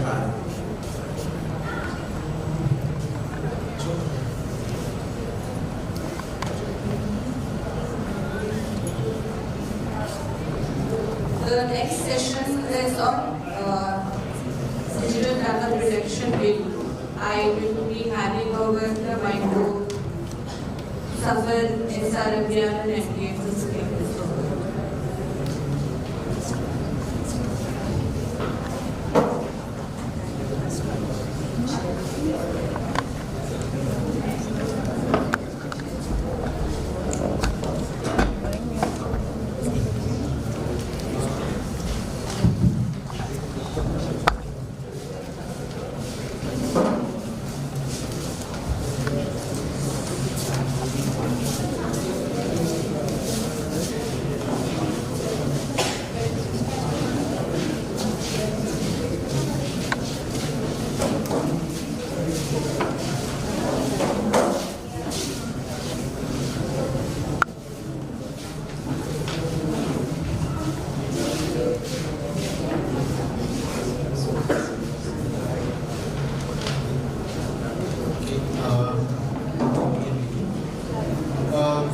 अभी का जो session है it's going to be in Hindi primarily and can anybody is there anybody who cannot follow Hindi at all here? Okay, so आगे का सत्र हिंदी में होगा और कैसे SR अभियान और सफर ये 3 ऑर्गेनाइजेशंस और संगठन हैं जिसमें हम जो digital personal data protection act जो आया है उसका इम्पैक्ट क्या है प्लस एक्सक्लूजन्स के ऊपर जो सुबह में बातचीत हुई उसी को आगे कंटिन्यू करेंगे और दोनों का समझेंगे क्या तो प्रणव शुरू करें। जिंदाबाद सभी को। मेरा नाम प्रणवेंद्र है खुश और अभी जैसे कि बता रहे हम सूचना के बारे में बात करेंगे। इसकी कहानी पहले भी जाती है आरटीआई और जिसके लिए हम अलग से ले सकते हैं बट ठीक तरीके से और ये कहानी आगे भी बढ़ने वाली है उसके बाद भी बहुत सारी चीज़ें होंगी तो और क्योंकि ये कहानी सबके साथ में एक कलेक्टिव कहानी है मैं चाहूँगा मेरे साथी भी बीच बीच में जोड़ते रहे और इसके बारे में ही बात करते रहे तो शुरू करते हैं और ऑल्सो जब कोई कंफर्टेबल नहीं तो I also speak in both languages change to English as well as speaking. We're going to talk about an innovation which can be termed as innovation, but we try to refrain from it. हम नहीं चाहते कि उसे सिर्फ एक dashboard product की तरह देखा जाए जो किसी कमरे में बैठ करके सोचा गया है तो उसके पीछे कारण भी यही है। जैसे मैं आपको कंटेक्स्ट देना चाह रहा था कि आरटीआई की कहानी है लोगों ने जमीन पर कुछ सवाल उठाए और सवालों से कुछ सूचना की मांग करी और उससे कानून बना और वो कहानी आगे बढ़ती है और सवालों के प्रकार बदलते जाते हैं और सिर्फ सवाल सीमित नहीं रहते हैं आरटीआई एप्लीकेशन तक और सवाल बढ़ते जाते हैं और वो सवाल उस कानून में भी एक तरीके से एक ढांचा बन के आ गया जिससे ये प्रक्रिया शुरू होती है। तो एक कहानी से शुरुआत है कि ये किस प्रकार के सवाल उठे और उसके लिए मैं आपको कुछ आंकड़े बताना चाहता हूँ। तो ये एक ब्लॉक है राजस्थान में राजसमंद जिला और उसके अंदर भी ब्लॉक तो उसके अंदर लगभग 22,000 पेंशन बेनिफिशरीज ये अभी की बात नहीं थोड़ा पुराने समय की बात है कुछ 5-10 साल पहले तो जो टोटल पेंशनर्स थे उनमें से 3,729 pensions were cancelled and people didn't know what the reasons were. क्यों पेंशन कैंसिल हो गई, या जो लोग खुद इंतज़ार कर रहे हैं अपने खातों में पेंशन आने का वो भी नहीं जान पा रहे थे। तो उसी के अंदर ही 379 कैंसिलेशंस में 1000 of those pensions were marked as like because of whatever reasons were marked के people की मृत्यु, लोगों की मृत्यु हो चुकी है सरकारी आंकड़ों में। तो ये जो सवाल है ये मतलब ये ऑफ कोर्स बाद में रियलाइज हुआ कि उन लोगों का कारण ये लिख दिया गया, पर लोगों ने जब पेंशन कैंसिल हो गई तो ये सवाल उठाया कि भाई क्यों हमारी पेंशन क्यों नहीं आ रही है। और वो सवाल उन सवाल से जुड़ा क्योंकि वहाँ पे लोगों को आदत हो चुकी है कि भाई सवाल तो पूछना है, आरटीआई भी सवाल पूछ के लिया है, तो ये सवाल भी वाजिब है और लोगों ने मांग करना शुरू की। तो जब सरकारी एक मैं इससे कनेक्ट उसी से कर रहा हूँ, आरटीआई की कहानी में हमेशा हम आरटीआई मानते हैं तो एक सरकारी दस्तावेज का पीछा करते हैं कि सरकार अपने दस्तावेजों में क्या लिख रही है। तो इसी तरीके से सरकार ने दस्तावेजों की भी रूप बदल दी है। सरकार ने मैनेजमेंट इंफॉर्मेशन सिस्टम MIS जो कि पॉपुलरली कहा जाता है MIS यूज़ करते हैं। तो कोई भी डिजिटल इंसेंटिव होता है तो सरकार ने MIS बना दिया है, एवरी ऑफिसर और सब उसको मार्क कर सकते हैं कि ये प्रोसेस चल रही है, इसमें एप्लीकेशन आई है, इसको अभी वेरीफाई करना है, जो भी करना है। तो वो अपने MIS में जो रिकॉर्ड्स में लिखते हैं वो MIS में लिखते हैं, दोनों अलग चीज़ों। तो MIS के अंदर उन्होंने लिख रखा था कि ये सब डेथ है और इनकी सूचना जब लोगों ने मांगना शुरू किया तो एक और इससे आगे बढ़ते हैं नेक्स्ट स्टेप पे होते हैं। तो ये कहानी जो इंडिविजुअल से आपको सोचना पड़ेगा, मतलब आप रोक नहीं सकते कि सिर्फ स्टैट्स है या एक सिर्फ प्लेटफॉर्म है। हर एक 1000 जो डेथ जिनके कारण लिख रखे हैं उनके पीछे व्यक्ति है। और एक कहानी जैसे कालूराम है, कालूराम की पूरी कहानी है उनके गुजरात में उनका हाथ आप देख सकते हैं काम करते हुए उन्होंने अपना हाथ खो दिया और वो एक तरीके से जेन्युइन रखता नहीं है, उनकी मतलब सरकार की जिम्मेदारी बनती है कि उनको पेंशन दे। और राजस्थान SSP जिसको सोशल सिक्योरिटी पेंशन पोर्टल बोला जाता है, तो उसमें इनके जब सूचना दी गई तो ये डिक्लेयर थे कि डेथ हो चुके हैं जब वो जीवित है अपने गाँव में और मतलब सबके सामने चल रहे थे। इसी प्रकार से और भी कहानियाँ कालूराम थे, लाखों आप फोटो में देख सकते हैं उनकी सिचुएशन काफ़ी वृद्ध है। सुबह के सत्र में भी बात हो रही थी कि कई बार जो एक्सक्लूजन होता है वो सहना सबसे ज़्यादा पड़ता है, जो वृद्ध हैं जो महिलाएं हैं वो हमेशा उसका बुरा असर देखती हैं। तो ये इनकी कहानी है। तो ये भी BPL फैमिली से है पर 12 महीने से इनको जो खाद्य सुरक्षा का लाभ मिलना था वो नहीं मिला। तो ये बहुत लंबा मतलब घर चलाने में उनको असमर्थ महसूस हो रहे थे।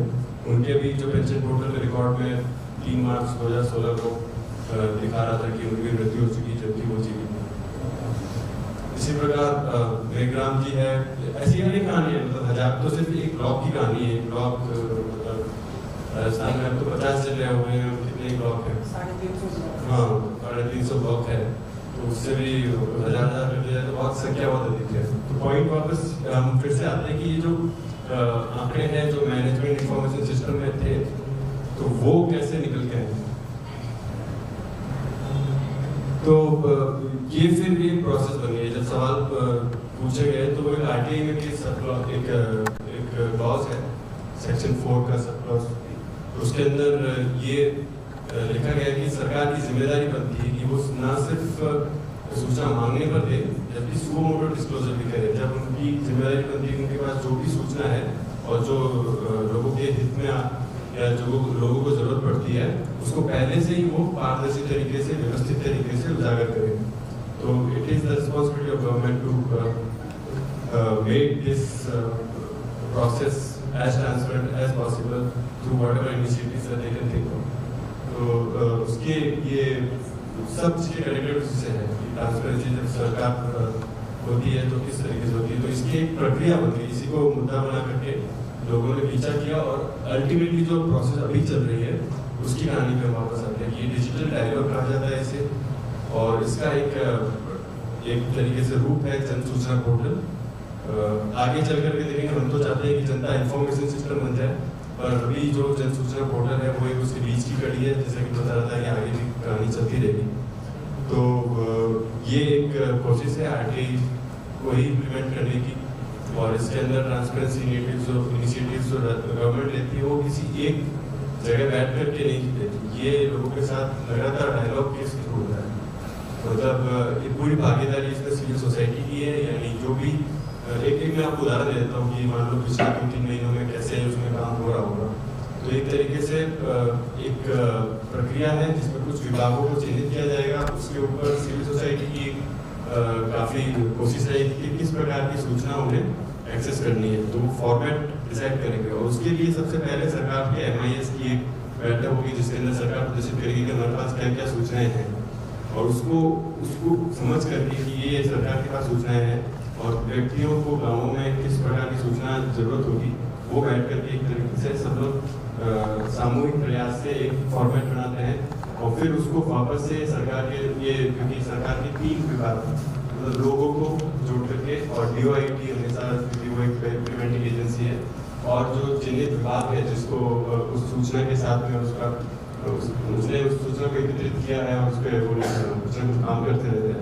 तो ये तीनों मिलकर के वो डिसाइड करते हैं कि भाई ये फॉर्मेट है, इस प्रकार से प्रदर्शित होनी है, और DOIT के माध्यम से वो जन सूचना पोर्टल पे प्रदर्शित करते हैं। अब ये मैं इस पर और भी बोल सकता हूँ, पर बेहतर ये होगा कि हम सीधे जन सूचना पोर्टल पे चलते हैं और देखते हैं कि किस प्रकार से वो सूचना होती है और दिखाई देती है।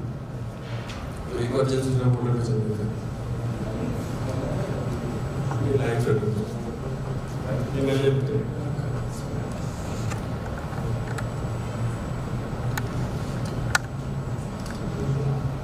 तो ये जन सूचना पोर्टल है, इसके बारे में ये लिखा भी गया है कि क्यों ये है।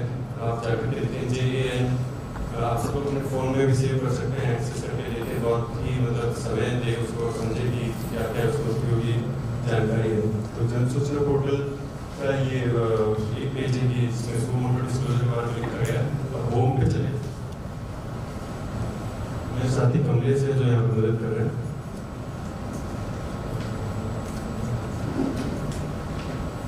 तो होम पे जाते ही फर्स्ट पेज, क्योंकि सूचनाएं भी बहुत सारी है, मतलब सिर्फ कमी नहीं है, तो बहुत सारी सूचनाएं हैं। और वो महत्वपूर्ण यहाँ पे सबसे ज़्यादा है कि जो हमारा जिसको यूज़र बोलते हैं, यूज़र जो है वो किस प्रकार से वो सूचनाओं को एक्सेस करना चाहता है, वो बहुत इंपॉर्टेंट हो जाता है। तो इसका एक लगभग बड़ा रूप तो ये है कि आप कोई भी सूचना देखना चाहते हो, तो एक प्रकार उसका ये है कि आप अपने जिले में जाए, ब्लॉक में जाए, और फिर गाँव में जाकर के अपनी सूचनाएँ देख सकें। उसमें भी प्रकार हो सकता है, आप चाहे तो अपने गाँव की सारी सूचना देख सकें, जिले की समरी देख सकें, या फिर आप इंडिविजुअल बेनिफिट्स जो ले रहे हैं वो देख सकें। तो जैसे ही हम फर्स्ट पेज पे जाते हैं, तो यहाँ पे भी सूचनाओं के लिए 4 कैटेगरी बना रखी है। एक, अगर आप किसी भी योजना के बारे में जानकारी चाहते हैं, तो वो आपको अपनी एलिजिबिलिटी देखनी है, या आपको क्या क्या दस्तावेजों की आवश्यकता है, वो सब देख सकते हैं। पर क्योंकि समय की कमी है, तो हम आगे बढ़ते हुए इस पर चलते हैं कि डायरेक्ट जो स्कीम है, स्कीम्स के ऊपर बात करते हैं। कोई उदाहरण देते हैं स्कीम्स का। हाँ, तो ये बहुत इम्पोर्टेंट है। हाँ ठीक है, तो अब देख लो, लगभग 116 स्कीम्स डिपार्टमेंट है, 300 उससे ऊपर लिखा गया है, 339 departments have put their information on this system, and information is of 722 of the इतने संख्या में इस पे स्कीम्स है। नीचे चलेंगे तो फिर से देख सकते हैं how many people are using it. So first column लगभग 15 करोड़ और नीचे।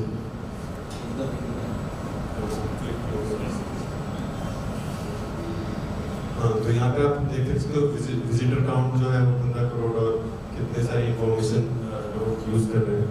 हम में से भी बहुत सारे जो बैठे हैं, सब लोग यूज़ भी करते हैं लगातार। उसके उदाहरण भी दिखने पर वापस से किसी एक पे हम देख लेते हैं। हाँ, तो जैसे हम राशन के ऊपर देख सकते हैं, food and civil supply department.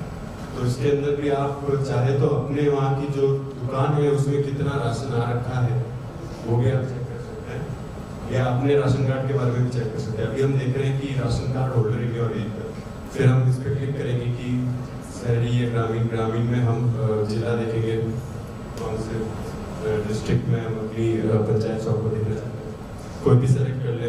Ajmer check किया है, अजमेर में विनय करके पंचायत समिति और फिर ग्राम पंचायत।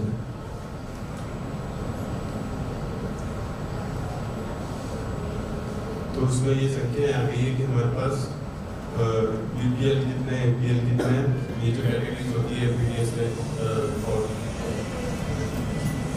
एक्सेसिंग पीडीएस, इसमें अधिक जानकारी पे क्लिक करेंगे। टोटल समरी भी आ रही है और समरी के बाद में ये जो व्यक्ति है राशन कार्ड नंबर इनका और इनका नाम आ गया है, अब उनके बारे में भी अधिक जानकारी देगी।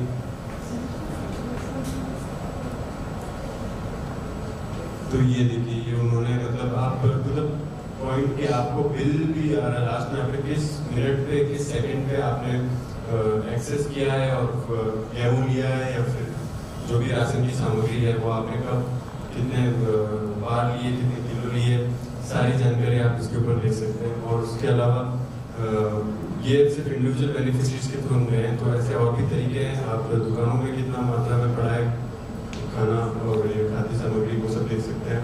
ये दुकान भी बता सकते हैं कि आप दुकान दरपत सिंह की दुकान से उन्होंने ये ले रहे हैं खाना वगैरह,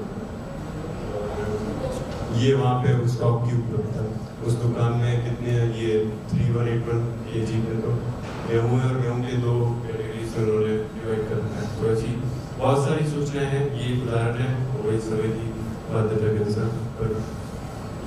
ठीक है, और वापस पे चलते हैं। तो बेसिकली जो अभी कहानी चल रही है यहाँ तक है कि ऐसी इन्फॉर्मेशन हमने एक्सेस कर ली, और भी बहुत सारी इन्फॉर्मेशन हैं और बहुत सारे विभाग हैं जिनको परसू किया जाता है। ये प्रोसेस को हम डिजिटल डायलॉग बोलते हैं, यहाँ पे सिविल सोसाइटी समझ करके बैठ करके फॉर्मेट्स समझ के साथ में कि ये सूचनाएं हमें चाहिए और फिर उस डिपार्टमेंट को परसू किया जाता है। ये सब एक रेगुलर कंसल्टेशन पर होता है, उस पर गवर्नमेंट भी बहुत अच्छे से पार्टिसिपेट करती है। तो ये चीजें हैं।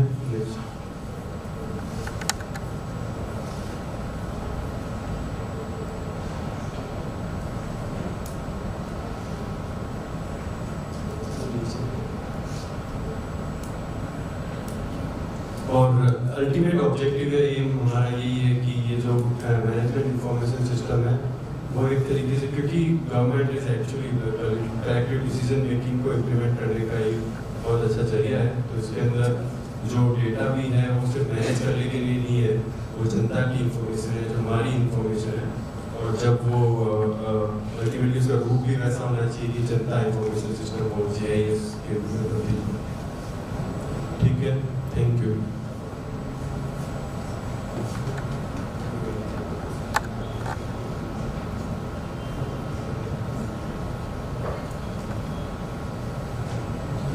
अल्टीमेटली ये ऑब्जेक्टिव है जनता इंफॉर्मेशन सिस्टम।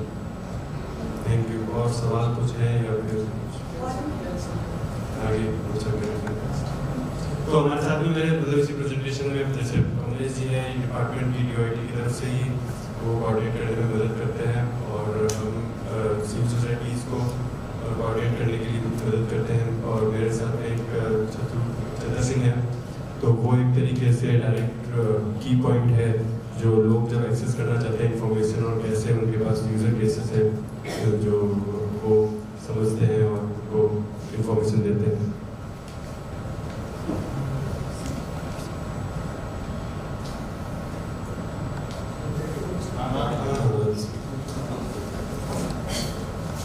तो सभी को नमस्ते, जिंदाबाद।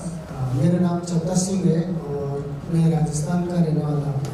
जैसा कि मेरे साथियों ने भी जन सूचना पोर्टल के बारे में आपको बताया, राजस्थान में एक ई-मित्र करके एक सेंटर चलता है, उसमें यूज़र नेम और ID पासवर्ड सरकार से लेने होते हैं। उसके बाद में हम किसी चीज़ को लॉगिन करके हम इनकी जानकारी प्राप्त कर सकते हैं।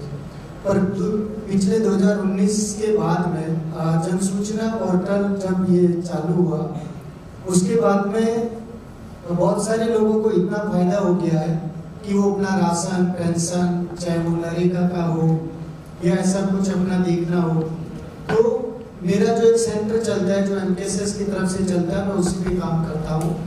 लोग आते हैं मेरे पास में पूरी कोशिश करता हूँ कि अगर आपके पास में आपका फ़ोन है तो आप अपना फ़ोन निकालो और आप स्वयं भी अपना चेक कर सकते हैं। सरकार भी एक बिल लेकर आई है, डेटा प्रोटेक्शन बिल, जिसमें ये कह रही है कि हम किसी की निजी जानकारी नहीं दिखा सकते। पर अगर सरकार मेरे नाम पे कितना पैसा भेजती है, मैं कौन सी स्कीम में पात्र हूँ, अगर वो मैं नहीं देख सकता हूँ या मेरा कोई परिवार वाला नहीं देख सकता, तो वो क्या फायदा फिर? क्योंकि वो मेरी निजी जानकारी नहीं है, वो कोई भी देख सकता है ना। और ऐसी निजी जानकारी के तौर पे अगर कहा जाए तो वो क्या मतलब रहा उस निजी जानकारी का, जिसका मैं पात्र हूँ और उसी को मैं नहीं देख सकता हूँ, या जिसका मुझे लाभ मिलना चाहिए कितना मिला वो मैं नहीं देख सकता हूँ, तो वो तो और भी मेरी निजी जानकारी के खिलाफ है। तो मुझे देखना चाहिए। मैं मेरे साथी प्रबंधक से रिक्वेस्ट करूंगा कि वो सोशल सिक्योरिटी पेंशन पे क्लिक करें। मैं एक छोटा सा उदाहरण आपको दिखाने की कोशिश करूंगा। आप पीपीओ नंबर पे सिलेक्ट करें, एक पीपीओ नंबर डालें 011-940-48। अभी आप मेरे नाम पे ये पूरा डेटा खुल जाएगा। मैं नहीं देख सकता, मेरा परिवार वाला देख सकता है, कोई भी देख सकता है, क्योंकि मैं पढ़ा लिखा नहीं हूँ। क्योंकि मुझे ये जानकारी बहुत जरूरी है। कहीं ऐसा तो नहीं हुआ कि मेरा पैसा किसी और के अकाउंट में चला गया हो। तो मेरे साथी से निवेदन करूंगा कि वो इसमें नाम है पूरा, नीचे सेकंड वाले पेज पे एक बार, सेकंड पेज जी। अब यहाँ मुझे दिखा रहा है कि मेरा जो पेंशनर है वो रेगुलर है, मुझे सरकार से नियमित रूप से पेंशन मिल रही है। और कब से मिल रही है, मैंने अपना ईयरली वेरिफिकेशन 2023 तक भी करवा रखा है। तीसरे नंबर पे सिलेक्ट करें, पेज नंबर 3। ये देखिए, अब यहाँ पे भी ये जो जानकारी दिखाई जा रही है कि मुझे कितना पैसा मिल रहा है, या स्पष्ट तौर से दिखाई दे रहा है कि 1500 रुपए मिल रहा है। मेरे लास्ट के जो 4 डिजिट अकाउंट नंबर है वो भी वहां शो कर रहे हैं। मेरी कौन सी बैंक है, उसका IFSC कोड क्या है, क्या ये मुझे जानने का हक नहीं है? क्या ये जानने का हक मेरे परिवार वालों को नहीं है? क्या ये हक उन लोगों को नहीं है जो सरकार पैसा भेज रही है? या फिर मैं जानने की कोशिश ये करता हूँ कि कौन से अकाउंट में गया, पैसा भी बता रहा है, कितना पैसा आ रहा है, 1500 रुपए बिल बता रहा है। अब मैं मेरे साथी से रिक्वेस्ट करूंगा कि वो एक बार अधिक जानकारी पे क्लिक कर दे। ये देखिए, पूरा लेजर है और मैं देख के संतुष्ट हो सकता हूँ कि ये लेजर मेरा है और इस तारीख को बिल बना, इस तारीख को पैसा मेरे अकाउंट में आया। तो सरकार जो डेटा प्रोटेक्शन बिल ला रही है और कहती है सरकार कि हम किसी की निजी जानकारी नहीं दिखा सकते, इतना तो हमें भी पता है कि ये पैसा देखना कितना आया, कितना खर्च हुआ, वो निजी जानकारी में नहीं आता है। निजी जानकारी में वो आता है कि मुझे क्या बीमारी है, मेरी मानसिक स्थिति कैसी है, क्या वो पोर्टल पे दिखा रहे हैं, या फिर ऐसी कोई निजी जानकारी हो जिसे मुझे थोड़ा खेद प्रकट हो, जो मैं नहीं चाहता कि ये जानकारी हर किसी व्यक्ति को मिले। पर ये जानकारी तो सबको मिलनी चाहिए ना। तो इसलिए हमारा एक नारा भी है कि हम जानेंगे, हम जिएंगे, हम जिएंगे, हम जानेंगे, हम जानेंगे, हम जिएंगे। 5 मिनट का समय था। Thank you.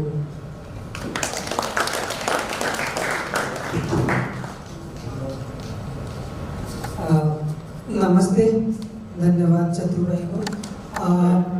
इसमें जो चतुर भाई ने अभी आपके सामने बताया कि जो सूचना सब जब मैं देख सकता हूँ मेरी सूचना, तो मेरे पास जो बेनिफिट, मुझे जो बेनिफिट दिया जा रहा है वो बेनिफिट सरकार का पैसा है, जनता का पैसा है और उसको जनता को देखने का अधिकार है। वो मेरी कोई व्यक्तिगत संपत्ति नहीं है, मेरी व्यक्तिगत संपत्ति नहीं है, वो जनता का पैसा है, सरकारी पैसा है और उस पैसे का सदुपयोग हो और वो पैसा जहाँ खर्च किया जा रहा है, जिस उद्देश्य से खर्च किया जा रहा है, वो उसके लिए वो पब्लिक डोमेन में हो।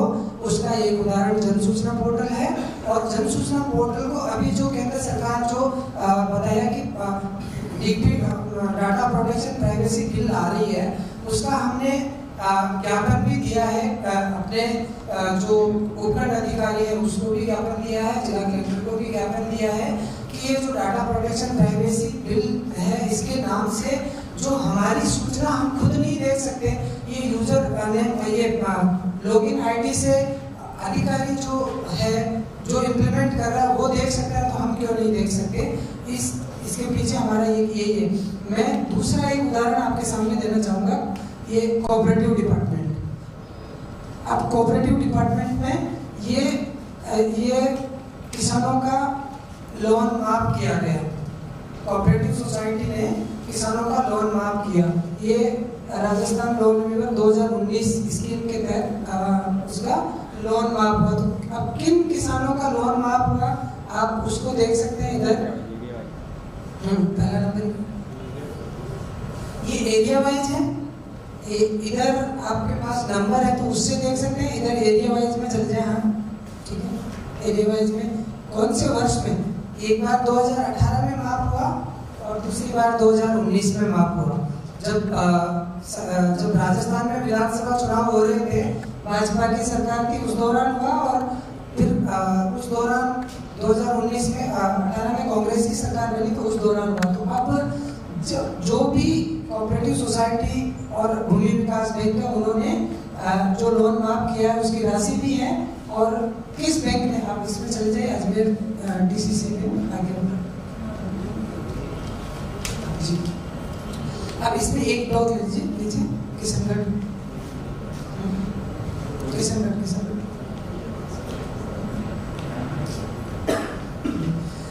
इसमें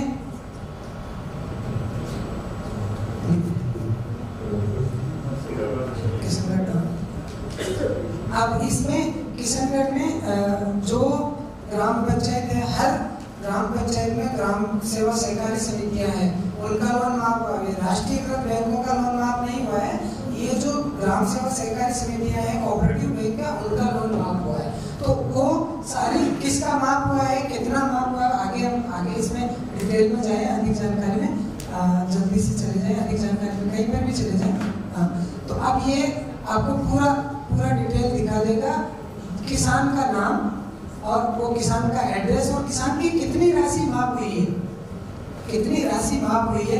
अब ये सूचना पब्लिक डोमेन में नहीं होती तो हमें पता नहीं चलता कि प्रणव ने लोन ले रखा है और उसका 40,000 रुपये माफ हो गया। अब 40,000 रुपये जनता का पैसा है, सरकारी पैसा है, इसको लोन दिया गया इसके खेती के लिए और इसका माफ हो गया। मुझे पता ही नहीं, मुझे भी जानने का हक है कि जो पब्लिक का पैसा है वो निजता के अधिकार में नहीं आना चाहिए, और जो सरकार लाने जा रही है उसका हम पुरजोर विरोध करते हैं। धन्यवाद।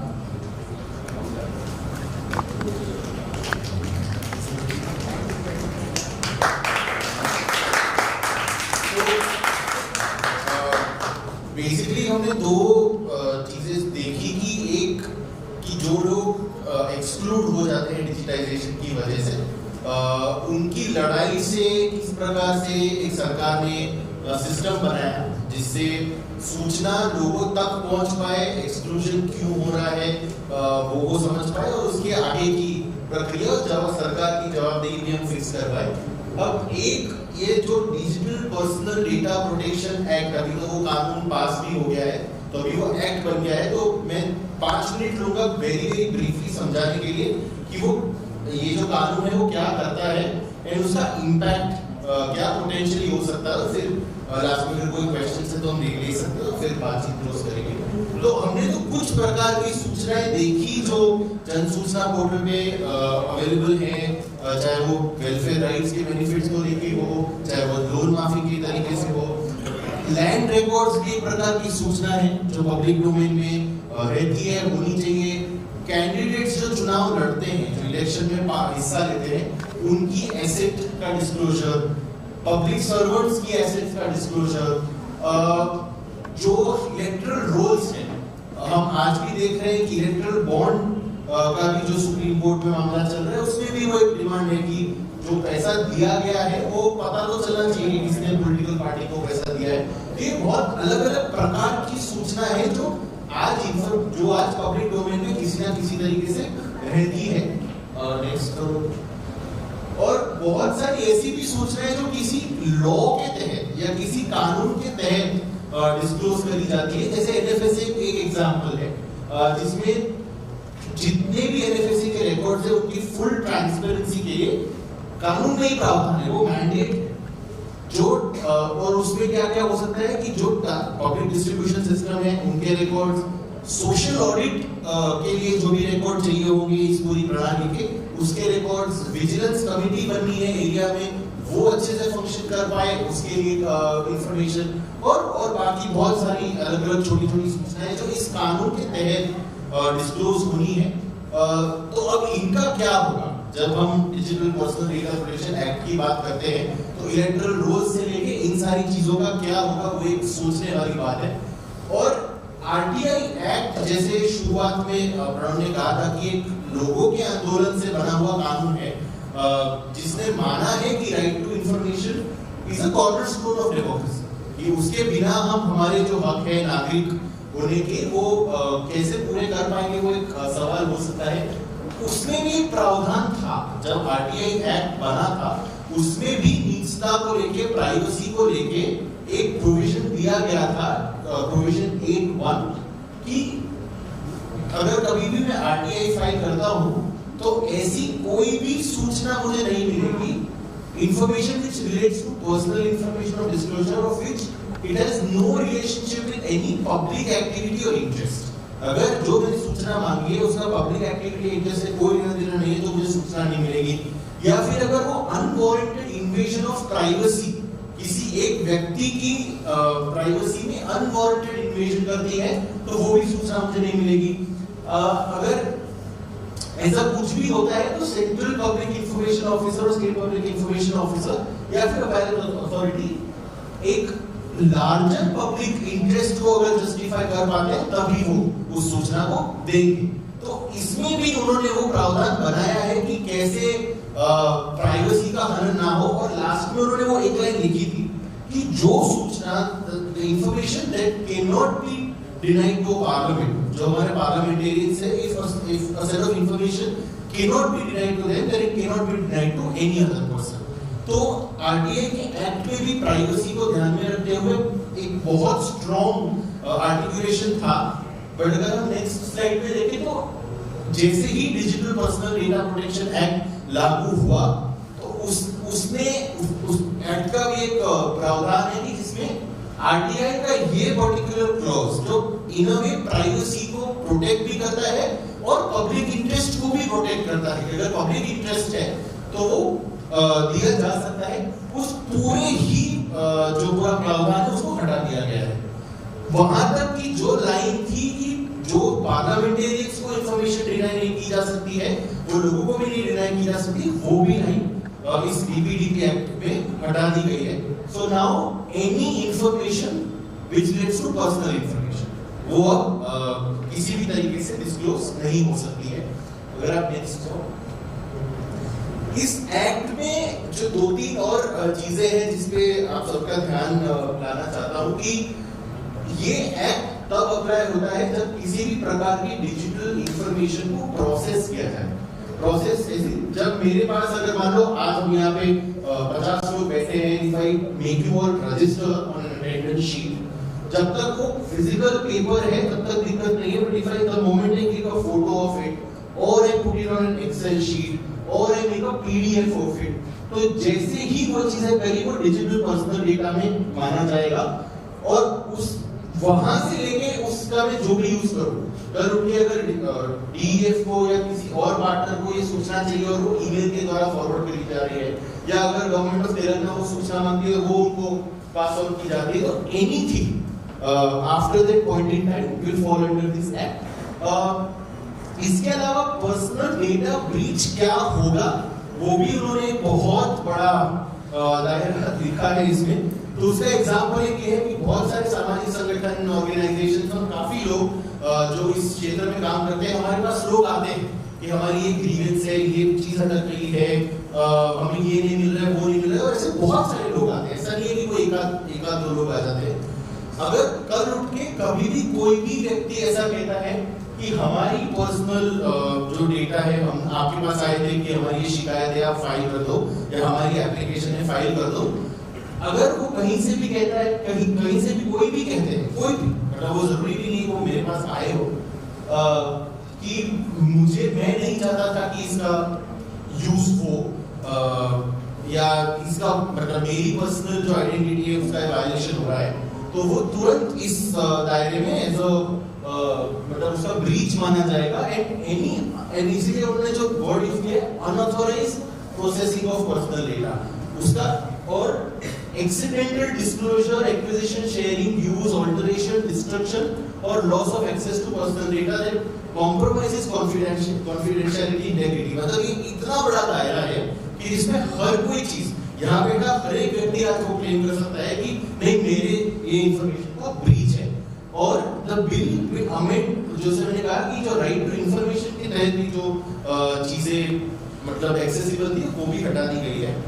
और कभी भी अगर ब्रीच होता है या जो मतलब जिसको हम पेनल्टी मान सकते हैं, उसके ऊपर भी उन्होंने बात रखी है कि डेटा फिड्यूशियरी वो पर्सन हो जाएंगे जो डेटा दे रहे हैं किसी भी तरीके से, डेटा प्रिंसिपल्स वो लोग हो जाएंगे जो जिनका डेटा है।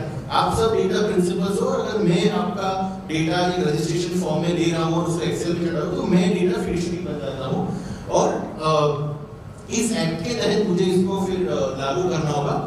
इस एक्ट में एक प्रावधान सेंट्रल गवर्नमेंट के पास ये है कि डेटा फिड्यूशियरी कौन होगा, वो डेटा डिसाइड कर सकते हैं कि इनको एग्जेम्प्ट करना है। कल उठ के सेंट्रल गवर्नमेंट कह सकती है कि हम खुद को एग्जेम्प्ट कर सकते हैं, हम डेटा फिड्यूशियरी नहीं है, हम पे ये लॉ नहीं लागू होगा, या ये 10 राज्य है या ये 5 राज्य है, ये एजेंसीज है, उन पे ये लागू नहीं होगा। तो ये जो डेटा फिड्यूशियरी, डेटा प्रिंसिपल का भी राइट है, वो भी सेंट्रल गवर्नमेंट खुद से खुद को भी एग्जेम्प्ट कर सकती है, उसका दायरा बढ़ा भी सकती है। तो इन वे वो भी एक बहुत बड़ा मुद्दा है और इस पूरी चीज के गवर्नेंस कह दे या उसके संदर्भ में डेटा प्रोटेक्शन बोर्ड का एक गठन करने की भी बात है कि जिसमें जाके मैं कंप्लेन कर सकता हूँ कि डेटा फिड्यूशियरी ने मेरा डेटा गलत इस्तेमाल किया है।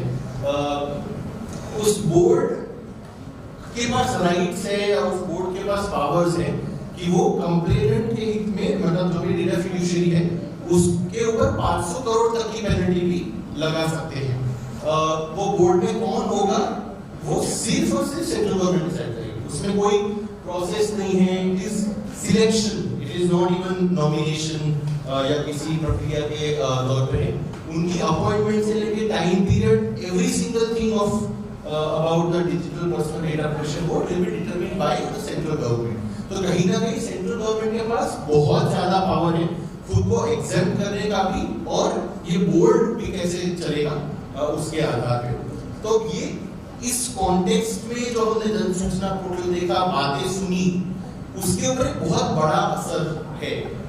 आज जन सूचना पोर्टल में जो भी सूचना है वो कोई भी कह सकता है कि ये violation of digital personal data protection act है। तो इस पे भी अब आगे की रणनीति क्या होगी, इकोनॉमिक पॉलिटिकल लड़ाई भी है। तो उस पे जैसे दौलत ने भी बात रखी कि वो लोग भी, मतलब जो लोग हैं जिनकी सूचना है वो भी कलेक्टर्स को या जहां जहां भी रीच है वहां पे ज्ञापन भी दे रहे हैं और पुशबैक भी कर रहे हैं। साथ ही में भी पारस को अगर लास्ट की कोई बात जोड़नी है, अगर किसी के क्वेश्चंस हैं तो आप प्लीज साथ में पूछ सकते हैं। किसी की क्वेश्चन है? Yes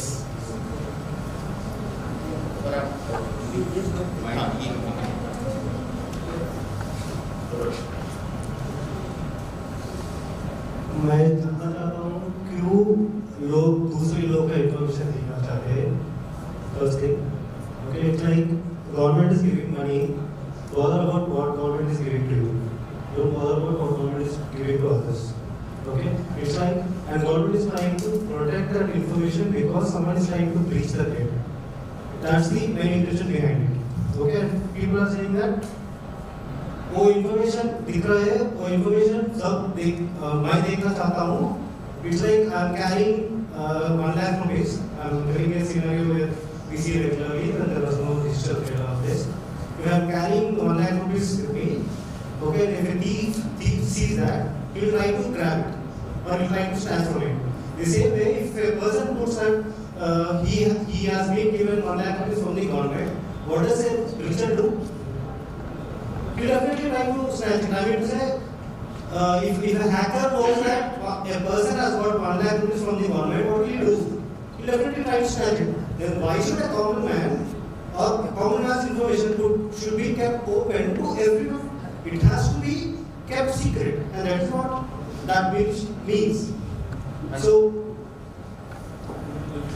okay, I'll respond to it in one line, then I'll pass it on to Nikhil ji also.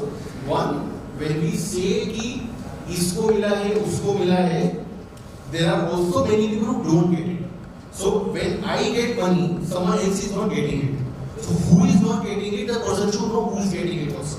So that is one point. And second, nobody is opening up anyone's bank account. That this bank account has 500 lakhs in it or anything like that. So I also now pass it on to Nikhil ji, but this aspect of dignity is equally important. And it is public money. It is not anybody else's money that is being used by the government.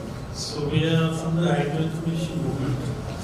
Our entire battle of the right to information movement was हमारा पैसा हमारा हिस्सा. हमारा पैसा is first हमारा सबका. Everyone in the country, all our money. Then it is to whoever it goes. It is only after it is all our money that even every rupee that is paid in tax or not paid in tax. You're supposed to be paying tax, but you're not paying tax. And that's a huge number of people in this country who aren't paying tax as they should be to be able to run the country. So our point of view on this is very strong, and out of that came even something like social audit, where we said, actually it's meant for certain poorest people in this village. Until you reveal who it comes to, the more powerful grab hold of it. When we began the whole battle, everything that came in the name of the poor was being stolen by the rich, stolen by the powerful, stolen by government servants, until it came out in public domain and it became clear you are thieves. And the people it's going to are thieves. So that's why public money, public resources, all of it should be in public domain, we believe. The hacking of it, the taking of it, the using of it actually is one other aspect of it, where even if you say today, and we believe, I for instance am amongst that group, that who takes how much water, who takes how much land, who takes how much in this country means others get much less. So even that, but that's a second level, that isn't in the law as it is today. So the right to information law, and as soon as you got that in an amendment that has been brought in by the Data Protection Act, as soon as that amendment comes, it means any thief who is taking what is legitimately belonging to anyone, they can say, no, this is my personal information. You cannot show that I should not have got a Pradhan Mantri Awas house. You cannot show that. We can show you lots and lots of films and things where people got resources meant for the poor were taken by the rich. It's only when it came in public domain that it became clear. Second is what you talked about very briefly, which is that 18 lakh this morning, I don't know whether you were here, 18 lakh pensioners out of 1 crore pensioners, social security pensioners, did not get their pensions because of various reasons. It is impossible for them to go to this database. It is only people like us who can actually bring that out and say these 18 lakh people's rights are violated. And if you pay a government person's salary also, they will not do it. They are the ones who have not done it in the first place. So for helping the very poor who are far away from any kind of digital access, it is extremely important that that information be available to communities as a whole. So there is an ecosystem of information which we can discuss. Just to add one thing, because I am not necessarily just your question, because this is a dominant question that comes in response to Jal Suchna Portal. One is, it's also many times when we have presentations on Jal Suchna Portal or other disclosure format, the question of privacy becomes an argument between people like you and me. It's almost an intellectual conversation. We really took a lot of effort to make sure that people who are benefiting from pension, NREGA, and actually access schemes to come and speak and present their point of view why they think this is not private. and why they think this should be public. So it's also that we also need to hear, I need to hear more from them, the people who say that privacy is more important, that should be like that. It's not a competition, but I think the people who we are speaking on behalf of, we should actually get them to speak and hear them and understand that sentiment, and the other... So that's why, just one thing to add to this here itself, that's why if you saw the earlier formulation, it said that information, the one that's been amended, was a privacy clause in the right to information. It was to protect that information that has nothing to do with the public matter, which is only my private matter. That not just money, but all other things that are totally my matter. But if it affects a public interest or is a public matter, it needs to be looked at differently. The last thing I want to also see is theft of data. We also know, I mean, we had news just 2 days ago, Aadhaar data of 81 crore people, government has so-called leaked. So where is the protector? Where is the accountability of who's in custody of this data? So these are all also questions, just in context of that as well. If we're asking government to protect our data, we also have to see the other side, the government is not accountable for so-called leaks.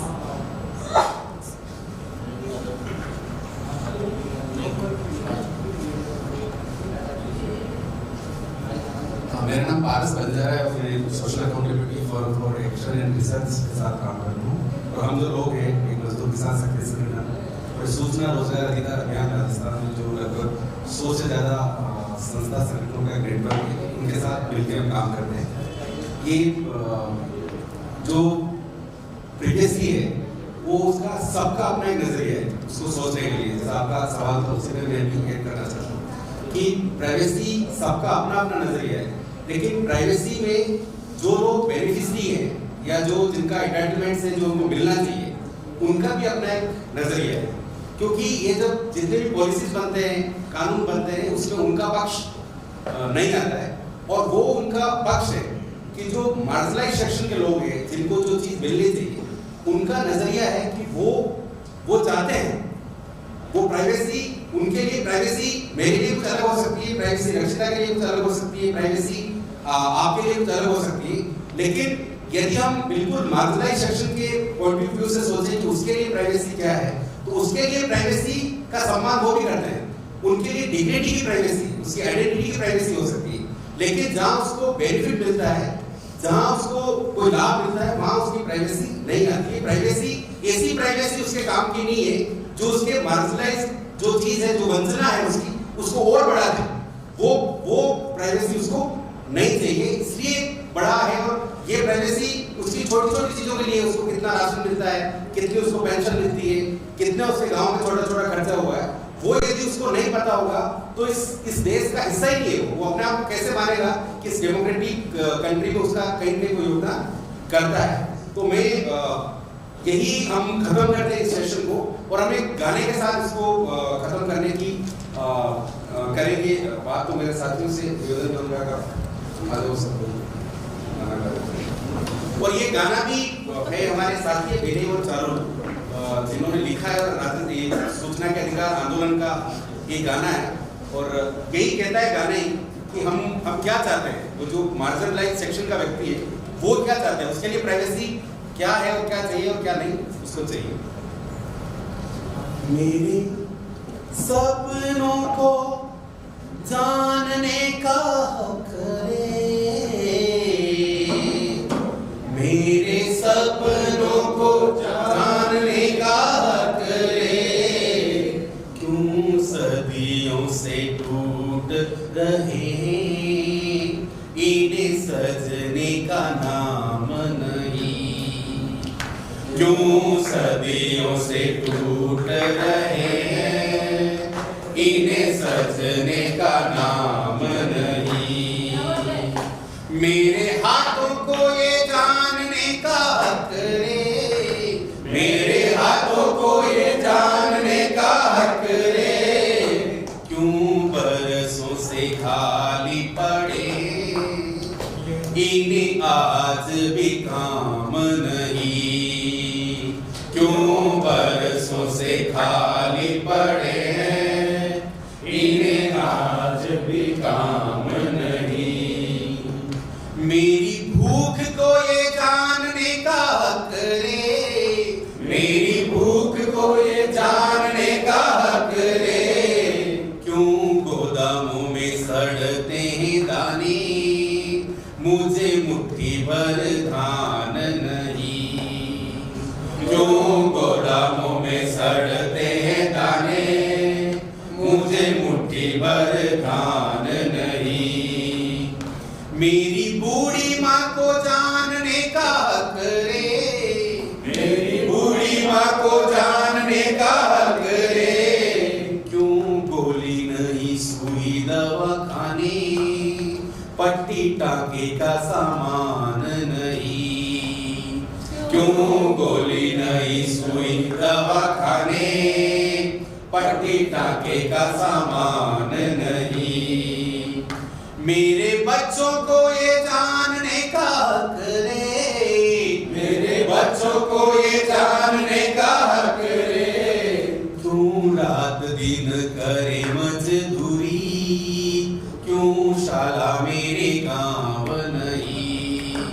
क्यों रात दिन करे मजदूरी, क्यों शाला मेरे गाँव नहीं।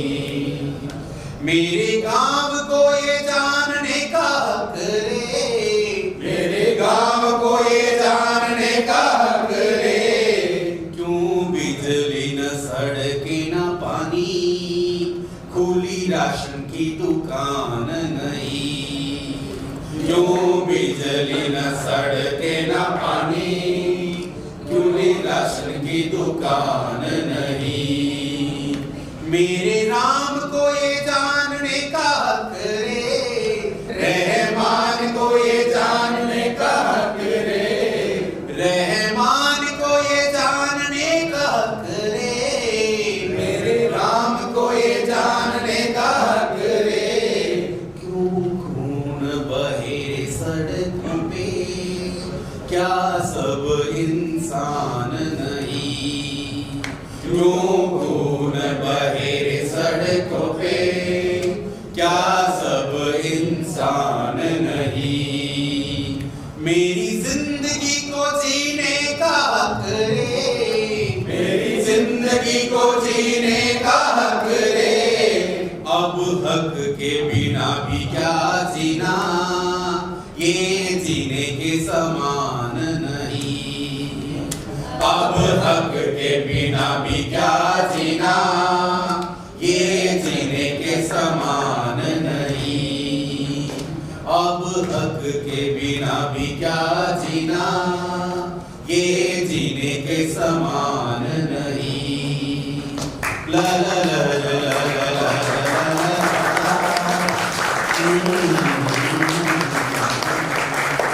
हम जानेंगे, हम जिएंगे, हम जानेंगे, हम जिएंगे, हम जानेंगे, हम जिएंगे। शुक्रिया।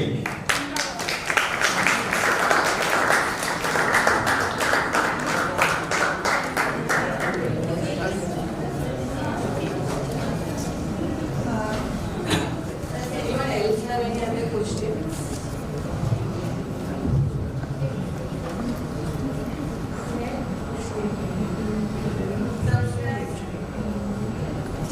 Now then we move to the exhibition on 10th floor. 15 minutes, it's also tea break, so we also break for tea. After that, tea works will come and take us to see their exhibition. At 3:45 they come and